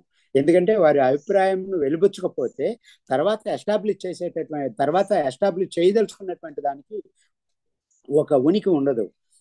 ఏమిటి అంటే వీరేశలింగానికి సంబంధించిన వీరేశలింగం శతాధిక రచనలు చేస్తే చేయొచ్చు కాక, వీరేశలింగం ముట్టుకోని ప్రక్రియ ఉండకపోవచ్చు కాక, కానీ వీరేశలింగం అసలు ఒక గొప్ప కవి కాదు, ఒక మంచి కవి, అసలు కవే కాదు పొమ్మన్నట్టుగా వేల్చేరి వారి అభిప్రాయాలు మనకి దానికి రుజువు చేస్తారు. దాంట్లో ఊరికే ఒక స్టేట్మెంట్ స్వీపింగ్ కామెంట్స్ చేసి ఉండరు. ప్రతి దానికి కొన్ని ఆధారాలు చూపిస్తారు, కొంత వివరణ కూడా ఇస్తారు. అన్ని మనం ఇక్కడ చెప్పుకోలేం కాబట్టి చేసి ఒక మాట అంటారు. ఆయన్ని ఒక మహాకవి, ఒక మహాపురుషుడు, ఒక మహా వ్యక్తి, సంస్కర్త అని నిరూపించడం కోసం ఆయన్ని మహాకవి అని అనవలసిన పని లేదు అన్నటువంటిది వీరి మాట, వీరేశలింగం గారిది. దాంతో మాకేమి అభ్యంతరం కూడా బహుశా ఉండకపోవచ్చు కాక దాన్ని అలా ఉంచితే, అక్కడ గురజాడప్పారావు గారి ప్రస్తావన తీసుకొస్తారు. వీరేశలింగం గారు సాధించింది ఏదైనా గురజాడప్పారావు గారు సాధిస్తేనే గురజాడప్పారావు వైపు మనం మొగ్గు చూపాలి. ఆయన కూడా ఏమి సాధించకపోతే మనము డిటోగా మనం వెళ్ళిపోవచ్చు. ఏమిటి ఈయనకు సంబంధించినటువంటిది ఏం సాధించాడు అన్నది చూస్తే, గురజాడప్పారావుకు సంబంధించినటువంటి విశ్లేషణలు మనకు చాలా శతాధిక మంది వాళ్ళు ఈ రోజుకి కూడా గురజాడప్పారావు గురించి ఏదో ఒక వ్యాసం అయినా కానీ మనకు కనిపిస్తూనే ఉంది. గురజాడప్పారావు గురించి చెప్పినటువంటి విమర్శకుల్లో చేసినటువంటి వాళ్ళల్లో వేల్చేరు 3 ఛానల్స్ లో గుర్తించారు విమర్శలు. 3 ప్రధానమైనటువంటి వాటిలో ఒక మొదటి వర్గం వారు పొట్లపల్లి సీతారామారావు గారు. ఈయన ఈ తరానికి తెలియకపోవచ్చు, ఒకనాటి తరంలో చాలా సెన్సేషన్, సంప్రదాయ ధోరణికి సంబంధించినటువంటి వారు, చాలా గట్టిగా ఆ సంప్రదాయాన్ని సమర్థిస్తూ మాట్లాడినటువంటి వారు. దాన్ని అలా ఉంచుతాను. ఈ ఒక వర్గం, మొదటి వర్గంలో ఈ పొట్లపల్లి సీతారామారావు, రెండో వర్గంలో కేవీ రమణారెడ్డి, మూడో వర్గంలో నారాయణ రెడ్డి గారు, సి నారాయణ రెడ్డి గారు. ఈ 3 వర్గాలకు 3 ఛానల్స్ లో గురజాడప్పారావు గారి మీద ఒక విమర్శ జరిగింది అన్నది వీరు గుర్తించారు. పొట్లపల్లి వర్గానికి సంబంధించిన దాంట్లో అసలు గురజాడని ఆయన అసలు కవిగా కూడా ఆయన మాటల్లోనే చెప్పాలంటే వేల్చేరు కూడా ప్రస్తావించారు. అసలు గురజాడప్పారావుకి ఏదో పాత కొత్తల మేలు కలయిక ఇలాంటివన్నీ మనకు తెలిసిందే. అసలు ఒక పదాన్ని మరొక పదంతో, ఏ పదంతో కలిపితే అది కవిత్వం అవుతుంది, ఏ పదాన్ని ఏ కవిత్వంతో కలిపితే అది కవిత్వం కాదు అన్నటువంటి స్పృహ కూడా గురజాడప్పారావుకు లేదు అన్నటువంటి ఒక కరాఖండిగా చెప్పినటువంటి అభిప్రాయం పొట్లపల్లి సీతారామారావుది. దాన్ని మనం ఇక్కడ ఖండించడమా, దాన్ని నెత్తినెచ్చుకోవటం అన్నది వంటిది కాదు. అది ఒక ఛానల్, అది ఒక దృక్పథంతో వచ్చినటువంటిది. ఆ వర్గానికి సంబంధించిన వాళ్ళు చాలా మంది ఉన్నారు, దాన్ని అలా ఉంచుతాం. ఇంకొకటి కేవీ రమణారెడ్డి గారి స్కూల్ ఒకటి ఉంది. గురజాడ అప్పారావు గారిని.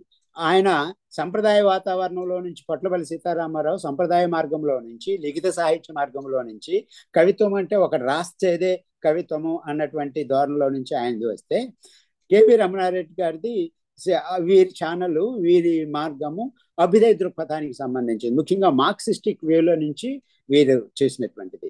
అలాగే నారాయణ రెడ్డి గారిలో రెండూ కనిపిస్తాయి, సంప్రదాయాన్ని వదిలిపెట్టరు, ఆధునికతను స్వీకరిస్తూ ఉంటారు, ఇంకో కొత్త మార్గానికి కనిపిస్తూ ఉంటుంది. అయితే ఎవరు ఏ మార్గాన్ని స్వీకరించినప్పటికీ కూడా వీళ్ళందరూ కూడా లిఖిత సాహిత్య రూప సంప్రదాయాన్ని మనసులో పెట్టుకునే చేశారు. అందువల్లనే గురజాడ అప్పారావుకి సంబంధించినటువంటి భిన్నమైనటువంటి అభిప్రాయాలు సాహిత్య విమర్శలో వచ్చాయి అనేది వేల్చేరు చేసినటువంటి ప్రతిపాదన. వేల్చేరు ఏం చెప్పదలుచుకున్నారు అంటే గురజాడకు సంబంధించిన దాంట్లో గురజాడ అప్పారావు గారు ఆయన అనుసరించినటువంటి సంప్రదాయము ఆసు సంప్రదాయము అన్నటువంటి ఆసు సంప్రదాయాన్ని గురజాడ అప్పారావు గారు స్వీకరించారు. అయితే ఆ గురజాడ అప్పారావు గారు ఆసు సంప్రదాయాన్ని మామూలుగా రచనకి స్వీకరించినప్పటికీ కూడా వారు ఎంపిక చేసుకున్నటువంటి వస్తువు, తీర్చిదిద్దినటువంటి పాత్రలందరూ కూడా సమకాలీన వాస్తవ సమాజానికి సంబంధించినటువంటి వాళ్ళు. ఇక్కడ ఈ రెండింటినీ అసిమిలేట్ చేసుకోవటంలో విమర్శకులందరూ కూడా ఫెయిల్ అవుతున్నారు అన్నది వేల్చేరు అభిప్రాయం. అందువల్లనే మామూలుగా ఎందుకు ముత్యాల సరాల దగ్గర నుంచి నీలగిరి పాటల దగ్గర నుంచి వీటన్నిటి గురించి చూసినప్పుడు ముత్యాల సరాల్లో ఆయనకు ఒక నియమం లేదు, ఒక దృష్టి లేదు అని చెప్పి అవాకులు చవాకులు పేలిన వాళ్ళు కూడా చాలా మంది ఉన్నారు. ఇవన్నీ దాంట్లో దీర్ఘం ఒక దీర్ఘం పోయింది, లేకపోతే ఒక అక్షరం పోయింది, ఒక మాత్ర పోయింది, లేకపోతే మాత్ర పెరిగింది అన్నటువంటి వాళ్ళు కూడా. ముత్యాల సరానికి 4 పాదాలు ఉంటే ఈ తోక ముత్యాల సరం ఏంటి, 5వ పాదం ఏమిటి అంటే ఆయన ఛందస్సులో కుంటుతున్నాడు, ఆయన కవిత్వ నిర్మాణంలో కుంటుతున్నాడు అన్నటువంటి వాటిని చూపించడం కోసము ఇలాంటివన్నింటినీ కూడా చెప్పినటువంటి సందర్భాలు ఉన్నాయి. ఇక్కడ మనం వేల్చేరు చెప్తున్నది ఏమిటి అంటే గురజాడని అలా చూడకూడదు. గురజాడ ఆసు సంప్రదాయాన్ని స్వీకరించిన వాడుగా మనం చూసినప్పుడు ఈ మాత్ర తగ్గింది, మాత్ర పెరిగింది, దీన్ని తుంచాలి, దీన్ని పెంచాలి, ఇక్కడ పెంచాలి అని చెప్పవలసినటువంటి అవసరం లేదు. ఆసు సంప్రదాయము అన్నటువంటిది పాడేది గురజాడ రచనలను పాడాలి, వాటిని చదవకూడదు. చదివినప్పుడే ఈ లిఖిత సాహిత్యానికి సంబంధించినటువంటి విధి విధానాలు ఇవన్నీ కూడా వచ్చేస్తాయి. అక్కడ వాటిల్లో నుంచి అమాతా రాజబండ సలగాలు ఇవన్నీ కూడా వచ్చేస్తూ ఉంటాయి. ఈ ఛందసూత్రాలు ఇవన్నీ కూడా వచ్చేస్తాయి. వీటన్నిటికీ భిన్నమైనటువంటి వాడు గురజాడ అప్పారావు. ఆయన స్వీకరించింది ఆసు సంప్రదాయం అయినప్పుడు, ఆసు సంప్రదాయంలో పాడేటటువంటిది అయినప్పుడు ఆసు సంప్రదాయము ఈ పాడేవాడు వాడి యొక్క గాన యోగ్యతను బట్టి ఒక అక్షరాన్ని దీర్ఘంగా పెంచుకుంటాడు, ఒక అక్షరాన్ని హ్రస్వంగా చేసుకుంటూ ఉంటాడు. అది గురజాడ అప్పారావులో కనిపిస్తుంది. అందువలన గురజాడ అప్పారావు ఉన్నప్పుడే ముత్యాల సరాలు లేకపోతే పూర్ణమ్మ ఇలాంటి వాటిల్లో ఆయన ఉన్నప్పుడే కొన్ని అప్పటి ఆయన సమకాలంలోనే ఇలాంటి కామెంట్స్ బహుశా వచ్చి ఉంటాయి. అందువల్ల ఆయనే మళ్ళీ ఆయన కవితలనే ఖండికలనే దీర్ఘాలను పెంచుకుంటూ దీర్ఘాలను హ్రస్వాలను చేసుకుంటూ తుంచుకుంటూ పెంచుకుంటూ పోయిన సందర్భాలు కూడా మనం గుర్తిస్తున్నాం. ఇవన్నీ కూడా ఇదేమిటి అంటే విమర్శక లోకంలో గురజాడని సరిగా గుర్తించకపోవటం వల్ల, గురజాడ దృక్పథాన్ని ఆయన అనుసరించినటువంటి విధానాన్ని గుర్తించకపోవటం వల్ల వచ్చినటువంటిది అన్నది వేల్చేరు వారి ఉద్దేశం. ఆ తర్వాత వచ్చినటువంటి భావ విప్లవాన్ని గురించి ఒక మాట చెప్పారు. అది ఒక 5-6 నిమిషాల్లో నేను ముగిస్తున్నాను. భావ విప్లవానికి సంబంధించినటువంటి మాటలో మొట్టమొదటే ఒక ప్రతిపాదన చేశారు. ఏమిటి అంటే అసలు ఈ కవితా ధోరణికి భావ కవిత్వము అని పేరు పెట్టుకోవాల్సి రావడమే ఒక మార్పును సూచిస్తుంది అన్నది వీరి అభిప్రాయం. ఏమిటి ఇది ఈ భావ కవిత్వము అన్నటువంటి మాట? ఆ రోజుల్లో పెద్ద చర్చ ఇదంతా కూడా. భావ కవిత్వము అన్నటువంటి మాట మనం ఈ రోజుల్లో మనం పెద్ద పట్టించుకోవట్లేదు, కానీ మన రక్తంలో జీర్ణించుకుపోయి ఉన్న తర్వాత, అలవాటు అయిపోయిన తర్వాత భావ కవిత్వం అంటే భావ కవిత్వం అంటే ఆత్మాశ్రయ కవిత్వము, భావ కవిత్వం అంటే ప్రకృతి ప్రాణమే, నారాయణ రెడ్డి గారి పుణ్యమా అంటే ఇవన్నీ కూడా మనకి అలవాటు అయిపోయి ఇప్పుడు ఎవరు కూడా భావ కవిత్వాన్ని గురించి మనం చర్చ చేసుకోవట్లేదు. అవి అంతగా డైజెస్ట్ చేశారు నారాయణ రెడ్డి గారు. ఇప్పుడు భావ కవిత్వం అనే మాట ఆ రోజుల్లో 1920, 40 ఆ 2 దశాబ్దాల్లో భావకవిత్వం అన్న మాట చాలా చర్చకు కాదు, ఒక రకంగా ఒక హేళనకు, ఒక అధిక్షేపణకు గురైనటువంటి సందర్భం కూడా మనకు అక్కడ ఉంటుంది. ఆ రోజుల్లో సినిమా పాటల్లో కూడా భావకవుల్ని ఎగతాళి చేసిన సందర్భాలు కూడా ఉన్నాయి. మనకి పాత పెద్దలు గుర్తుంది, భావకవుల వల్ల ఎవరికి తెలియని ఏవో పాటలు పాడాలి, పెళ్లి చేసుకొని ఇళ్ళు కట్టుకొని, ఆ పాటలో మనకి భావకవుల వల్ల ఎవరికి తెలియని ఏవో పాటలు పాడాలి. అంటే భావకవిత్వాన్ని అవహేళన చేయటానికి, లేదా భావకవిత్వాన్ని ఎగతాళి చేయటానికి, భావకవిత్వంలో ఉన్నటువంటి లోపాన్ని ఎత్తి చూపించడం కోసం సమకాలంలోనే, భావకవిత్వం వస్తున్నటువంటి రోజుల్లోనే, శ్రీ కృష్ణశాస్త్రి గారు లాంటి వాళ్ళు ఉన్న రోజుల్లోనే, రాయప్రోలు లాంటి వాళ్ళు, తల్లావజ్జులు లాంటి వాళ్ళు ఉన్న రోజుల్లోనే అది ఎగతాళికి గురి చేయబడినటువంటిది. అలాగే మనకి మామూలు కవిత ఎందు తప్ప తక్కువ గొప్పవాడు అన్నింట అని విశ్వదాభిరామ వినరవేణ, ఎంత అంటే కవిత్వంలో తప్ప మిగిలిన అన్నింటిలో, గిరిజాలు పెంచుకోవటంలో, పౌడర్లు పూసుకోవటంలో, లేకపోతే చెంట్లు కొట్టుకోవటంలో, వీటన్నిటిలోనూ గొప్పవాడంట, కవిత్వంలో తప్ప అనేది భావకవుల్ని ఎగతాళి చేయటంలో. భావకవులు కూడా ఆయన టైంలో వాళ్ళ సందర్భంలోనే ఎదియో అపూర్వ శక్తి సృజీవ ఏదో స్ఫురించును గాని అర్థము కాని భావగీతములవి. అంటే మొత్తము భావకవిత్వం యొక్క అస్తిత్వం, భావకవిత్వం యొక్క రంగు, రుచి, వాసనలన్నీ కూడా ఈ 1-2 స్టేట్మెంట్స్ లోనే మనకు కనిపిస్తూ ఉంటాయి. ఇవన్నీ కూడా భావకవిత్వంలో వస్తువుకి ప్రాధాన్యత ఉండదు. అక్కడ పురాణ కవిత్వంలో వస్తువు ఉంటుంది, ఇబ్బంది ఏం లేదు. ప్రబంధ కవిత్వము వర్ణనకి ప్రాధాన్యత ఇచ్చింది. ఇక్కడ భావ కవిత్వంలో వస్తువుకి ప్రాధాన్యత లేదు. ఇక్కడ దేనికి అంటే అనుభూతికి ప్రాధాన్యత ఉంటుంది. ఈ అనుభూతి మాత్రమే ఇక్కడ ఉంటుంది, అనుభూతి ప్రధానమైనటువంటిది. ఎప్పుడైతే అనుభూతి ప్రధానం అవుతుందో, భావ కవిత్వంలో నేను అన్నటువంటి మాట, నువ్వు అన్నటువంటి మాటలు ఉంటాయి. ఇక్కడ మామూలుగా నేను నువ్వు అన్నటువంటి మాటలు మనం వాడుకున్నట్లే ఉండేవి కాదు. శ్రీశ్రీ కూడా తర్వాత రోజుల్లో వాడాడు, నేను సైతం ప్రపంచాగ్ని. అక్కడ నేను అన్నటువంటిది అది వ్యక్తి కాదు, అది ఏకవచనం కాదు, అది వ్యవస్థాగతము అని మనం అక్కడ అభ్యుదయ కవిత్వంలో మనం చెప్పుకున్నాం. భావ కవిత్వంలో నేను అన్నది ఏకవచనమే, నువ్వు అన్నది కూడా ఏకవచనమే. అయితే ఇక్కడ తమాషా ఏమిటి అంటే, నేను అంటే ఎవరు, ఆడ మగ, ఇది ఇక్కడ మనకు తెలియదు. చెప్పేవాడు మగ అయితే నేను అన్నది మగ. ఆ చెప్పేవాడు మగ అయినప్పుడు, నేను అని చెప్పినప్పుడు, నువ్వు అని ఎక్కడైతే ప్రస్తావిస్తున్నాడో ఆ నువ్వు వల్ల ఆడ, ఇది ఇట్లా మనం దీన్ని గుర్తించాలి. అలాగే చెప్పే వ్యక్తి ఆడైనప్పుడు, నేను అంటే స్త్రీలింగం. ఆ వ్యక్తి చెప్పిన కవిత్వంలో నువ్వు అన్న మాట ఎక్కడైనా ఉంటే ఆ నువ్వు పుల్లింగం అయిపోతుంది. దీన్ని బట్టి మనము ఆ నేను నువ్వులకు సంబంధించినటువంటి లింగాన్ని మనం అంచనా వేసుకుంటే మనకు దీని ముందుకు వెళ్ళిపోతూ ఉంటుంది. ఇక్కడ ఉన్నటువంటి ఒక అంశం ఏమిటి అంటే, మనకు బాగా తెలిసిందే కాబట్టి నేను దీని గురించి ఎక్కువగా నేను చెప్పను. దీనికి సంబంధించినటువంటి ఒక అంశం ఏంటంటే, భావకవిత్వంలో మనకి మార్పుల కోసం ఇదంతా కూడా లిఖిత తొలి రోజుల్లో మనకి పద్యంలోనే భావకవిత్వం వచ్చింది. అది లిఖిత సంప్రదాయానికి సంబంధించి నన్న దగ్గర నుంచి ఉన్నటువంటి పద్యమే.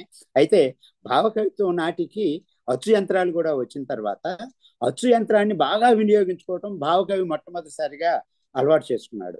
మామూలుగా వేల్చేరు భాషలో చెప్పాలి అంటే అచ్చు యంత్రానికి భావకవికి ఒక ప్రణయ కలాపం జరుగుతూ ఉంది, వీళ్ళిద్దరి మధ్య అంటాడు. ఒక అద్భుతమైనటువంటి పోలిక చెప్పాడు ఇక్కడ. ఏమిటి ఈ ప్రణయ కలాపం అంటే, అచ్చు యంత్రాన్ని బాగా వినియోగించుకుంటాడంట భావకవి. అంతకు పూర్వము పుస్తకాలు వేయలేదంటే వేశారు. భావకవిత్వానికి ముందు మనకు అనేక 1,00,000 గ్రంథాలు మనకు ఉన్నాయి, అక్షయంత్రాలు ఉన్నాయి, గ్రంథాలు కూడా ఉన్నాయి. వాటిని అంతా కూడా అక్షరం కోసమే అక్షయంత్రాన్ని అంతకు పూర్వం ఉన్నటువంటి రచయిత కవి వాడుకుంటే, మొట్టమొదటిసారిగా భావకవి అచ్చు యంత్రాన్ని అక్షరం కోసం మాత్రమే కాక అందం కోసం వాడుకున్నాడు అన్నటువంటి మాట వేల్చేరు వారు చెప్తాడు. అందంగా పుస్తకాన్ని అచ్చు వేయటం కోసం, అందంగా పుస్తకాన్ని ముఖ చిత్రం దగ్గర నుంచి అక్షరాల దగ్గర నుంచి వాటి అన్నింటినీ కూడా అందంగా తీర్చుండు.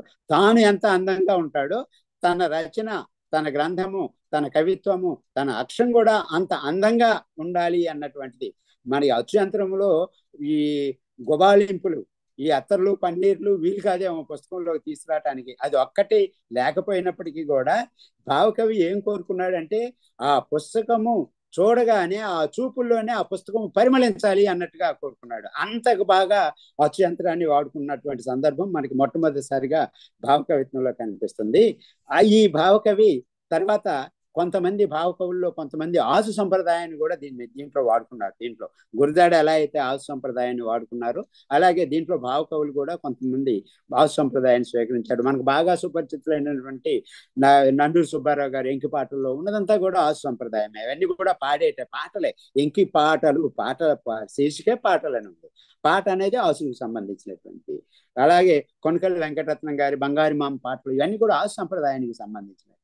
అయితే వేల్చేరి చేసినటువంటి గుర్తింపు, వారు చేసినటువంటి విశ్లేషణ ఏమిటి అంటే, కృష్ణశాస్త్రి గారు లిఖిత సంప్రదాయాన్ని అనుసరించి అనుభూతి ప్రధానంగా దేవలోకానికి చెందిన ఓర్వశిని తయారు చేసిన, ఓర్వశిని ఆవిష్కరించిన నండూరి సుబ్బారావు గారు ఆసు సంప్రదాయాన్ని అనుసరించి గ్రామీణ ప్రాంతానికి సంబంధించిన ఒక రైతు బిడ్డ అయినటువంటి ఎంకిని మన ముందు నిలబెట్టిన, పేరుల్లో మార్పులు తప్ప వాళ్ళ అస్తిత్వాల్లో ఏ మార్పు లేదు. నా దృష్టిలో ఓర్వశి ఎంకి ఒకటే అన్నటువంటి ఒక ప్రతిపాదన చేశారు. అది మనకి విన్నంతనే కొత్తగా అనిపిస్తుంది. విన్నంతనే ఇదేమిటి ఎలా చెప్తున్నారు అని అనుకుంటాము. కానీ లోపలికి వెళ్ళి చూస్తే వారు ఎంత సుదీర్ఘమైనటువంటి ఆలోచనతో వేలుచేరి ఎలా చెప్పారు అనేది మనకు అర్థమవుతుంది.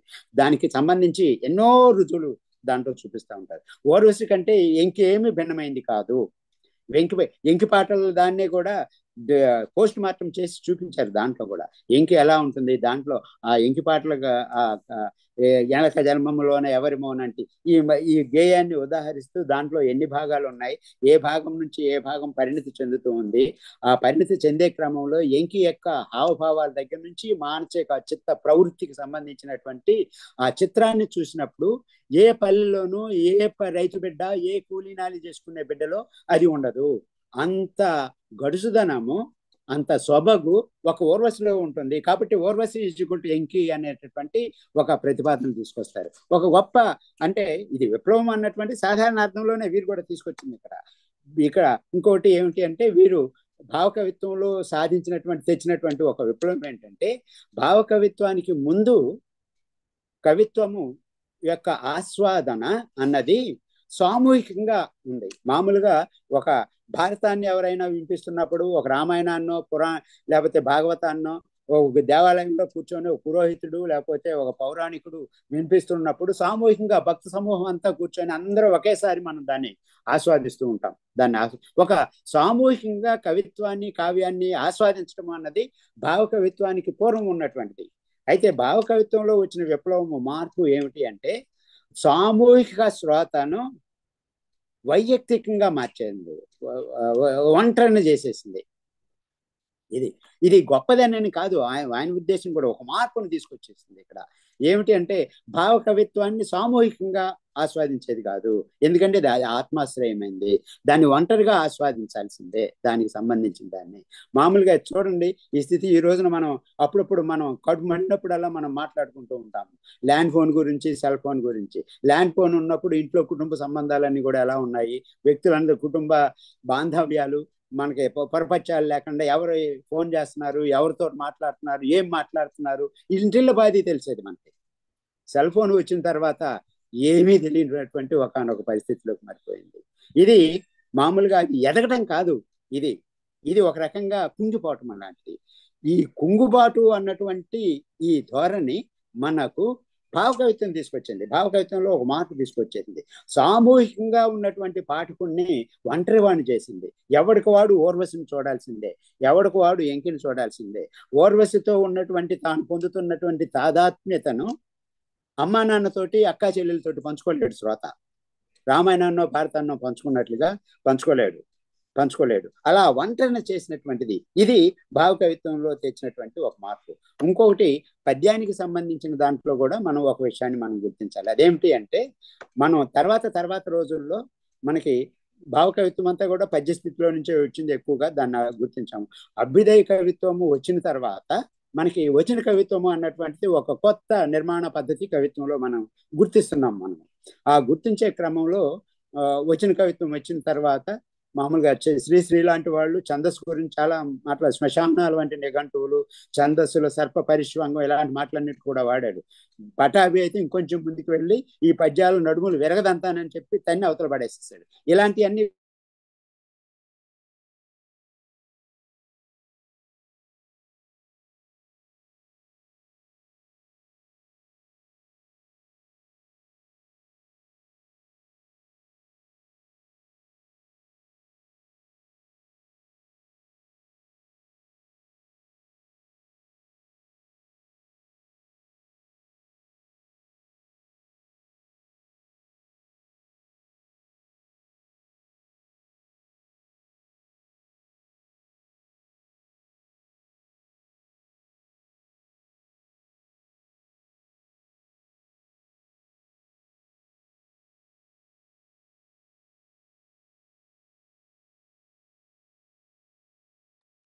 రవి గారి దగ్గర నెట్ పోయినట్టుగా ఉంది.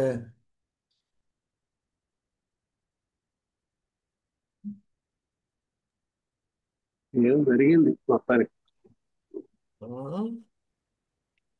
విషయాల్లో, ఈ పద్యానికి సంబంధించినటువంటి విషయాల్లో తర్వాత ఈ ఛందస్సు మీద ఒక విపరీతమైనటువంటి దాడి మనం గుర్తిస్తున్నాము. నిజానికి వేల్చేరు గుర్తించింది ఏమిటి అంటే, భావకవిత్వం తర్వాత అభ్యుదయ కవిత్వంలోనో ఇంకో దగ్గర పద్యానికి బదులుగా వచన కవిత్వాన్ని, గేయాన్ని మనం స్వీకరించి దానికి పట్టాభిషేకం చేశాము అని మనం అనుకుంటున్నాము. కానీ ఆ పని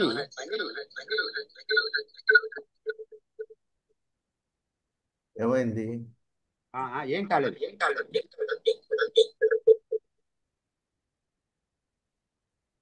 ఆనంద్ చెప్పండి. డిస్టర్బెన్స్ వచ్చింది. మళ్ళీ ఇది కరెంట్. మీ ఐఫోన్ ఉందా పక్కన? ఇది కరెంట్ పోయినప్పుడు దాన్ని ఆన్ చేసుకున్నాను. సరే, దాన్ని ఆపండి. దాన్ని అదే ఆపేసాను. ఓకే. ఆ పనిని భావకవిత్వమే చేసింది అన్నటువంటిది. ఎందుకంటే భావకవిత్వంలో గేయము నండూరు సుబ్బారావు కావచ్చు, మరొక సుబ్బారావు కావచ్చు, ఎంతమంది, కృష్ణశాస్త్రి కూడా ఎన్ని గేయాలు రాశారు. అక్కడ పద్యాన్ని ఏమి వాళ్ళు పట్టాభిషేకం ఏం చేయలే. పద్యాన్ని అధిగమించి గేయ కవిత్వానికి, పాటలకి, ఆసు సంప్రదాయంలో వచ్చినటువంటి పాటలు కూడా ఇప్పుడు అంటే పద్యాన్ని ఎప్పుడో భావకవులే నిరసించారు. ఈ రోజున మనము ఆ పద్యాన్ని నిరసించటము అన్నటువంటిది అభ్యుదయ కవులకో, తర్వాత వచ్చినటువంటి విప్లవ కవులకో, లేకపోతే ఇంకొకరికో అంటుకట్టాల్సిన పని లేదు. అది అప్పుడే జరిగింది అన్నటువంటిది మనం అక్కడ వేల్చేరు చెప్పినటువంటిది. అలాగే అభ్యుదయ కవిత్వాన్ని గురించి మనం ఎక్కువగా ప్రస్తావించవలసినటువంటి అవసరాలు లేవు. మనం ఈ రోజున ఏ ప్రమాణాలతోటి అభ్యుదయ కవిత్వాన్ని మనం భావిస్తున్నామో, వస్తువులో వచ్చినటువంటి మార్పు, కవిత్వ దృక్పథాల్లో వచ్చినటువంటి మార్పు, వీటన్నిటినీ కూడా మామూలుగా అంతకు పూర్వము మనకి ఒక ధోరణిలో, ఒక మోస ధోరణిలో ఉన్నటువంటి దాన్ని ఒక తిరుగుబాటుగా, అంతకు పూర్వం ఉన్నటువంటి అనేక అంశాల పైన ఒక తిరుగుబాటుగా, ఎందుకు ఇందాక మనం పటాభిని ప్రస్తావించుకున్నాం. పటాభి ఒక గొప్ప తిరుగుబాటు చేశాడు భావకవిత్వం పైన. భావకవిత్వాన్ని చీల్చి చెండాడాడు. భావకవిత్వంలో ఉన్న భాషను, భావకవిత్వంలో ఉన్నటువంటి పదబంధాలని, భావకవులు చెప్పినటువంటి వర్ణనలు, వీటన్నిటినీ కూడా ఒంటి చేతితోటి ఏక వ్యక్తిగా తిరుగుబాటు చేసినటువంటి వాడు పటాభి. అయితే ఆయన పిడేల్ రాగాల డజను, పేరులో కొత్తదనము, ఆ పిడేల్ రాగాల ధర పెట్టడంలో కూడా ఆయన మామూలుగా డజన్ అర్థనాలను ఏదో అట్లాంటి పేరుతోటి ఆయన చెప్పడం, ఇవన్నీ కూడా ఒక నూతన విధానాన్ని, దాంట్లో పద్యాల నడుములు విరగదంతా దగ్గర నుంచి వాళ్ళు భావకవులు చంద్రుడినో, మల్లెపువ్వునో, ఇంకో పువ్వునో ఎంత గొప్పగా చెప్పారో మనకు తెలుసు.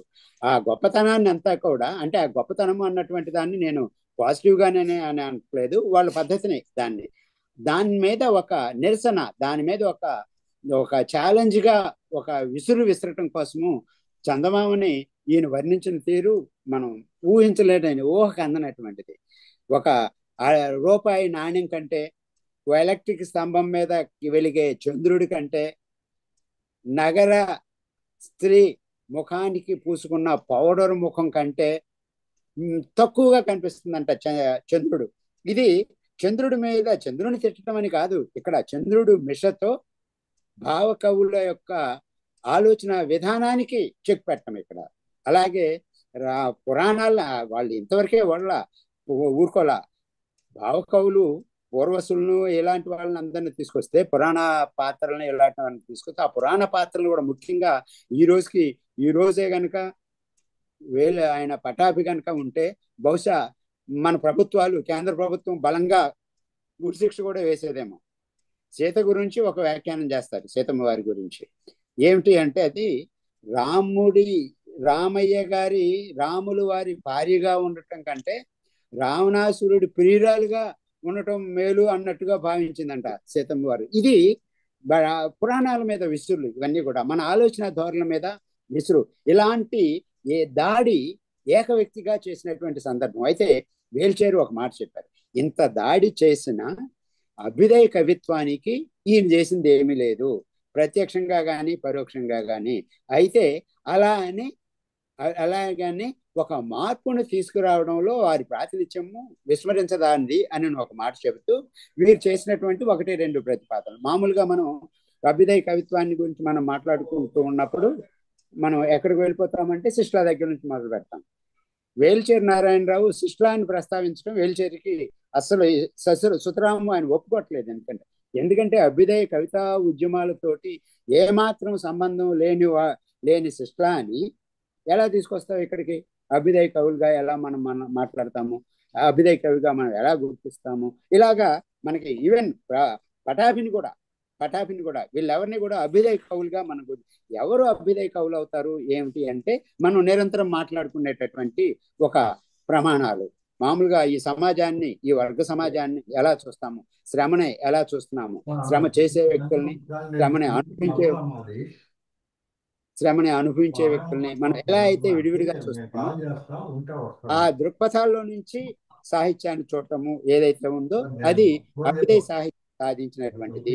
అలాగే కవిత్వంలో గొప్ప మార్పును తీసుకురావడము. అంతకు పూర్వం ఉన్నటువంటి ఇందాక మనం పెద్దల దగ్గర మనం ఒక మాట చెప్పుకున్నాం, కవిత్వంలో ఎప్పుడైతే ఒక కవి కొత్తగా ఒక మార్పును తీసుకురావాలి అనుకున్నప్పుడు కొత్త ప్రమాణాలు, కొత్త నిర్వచనాలు వేసుకుంటాడు, కొత్త కవితా వస్తువుని తీసుకుంటూ ఉంటాడు.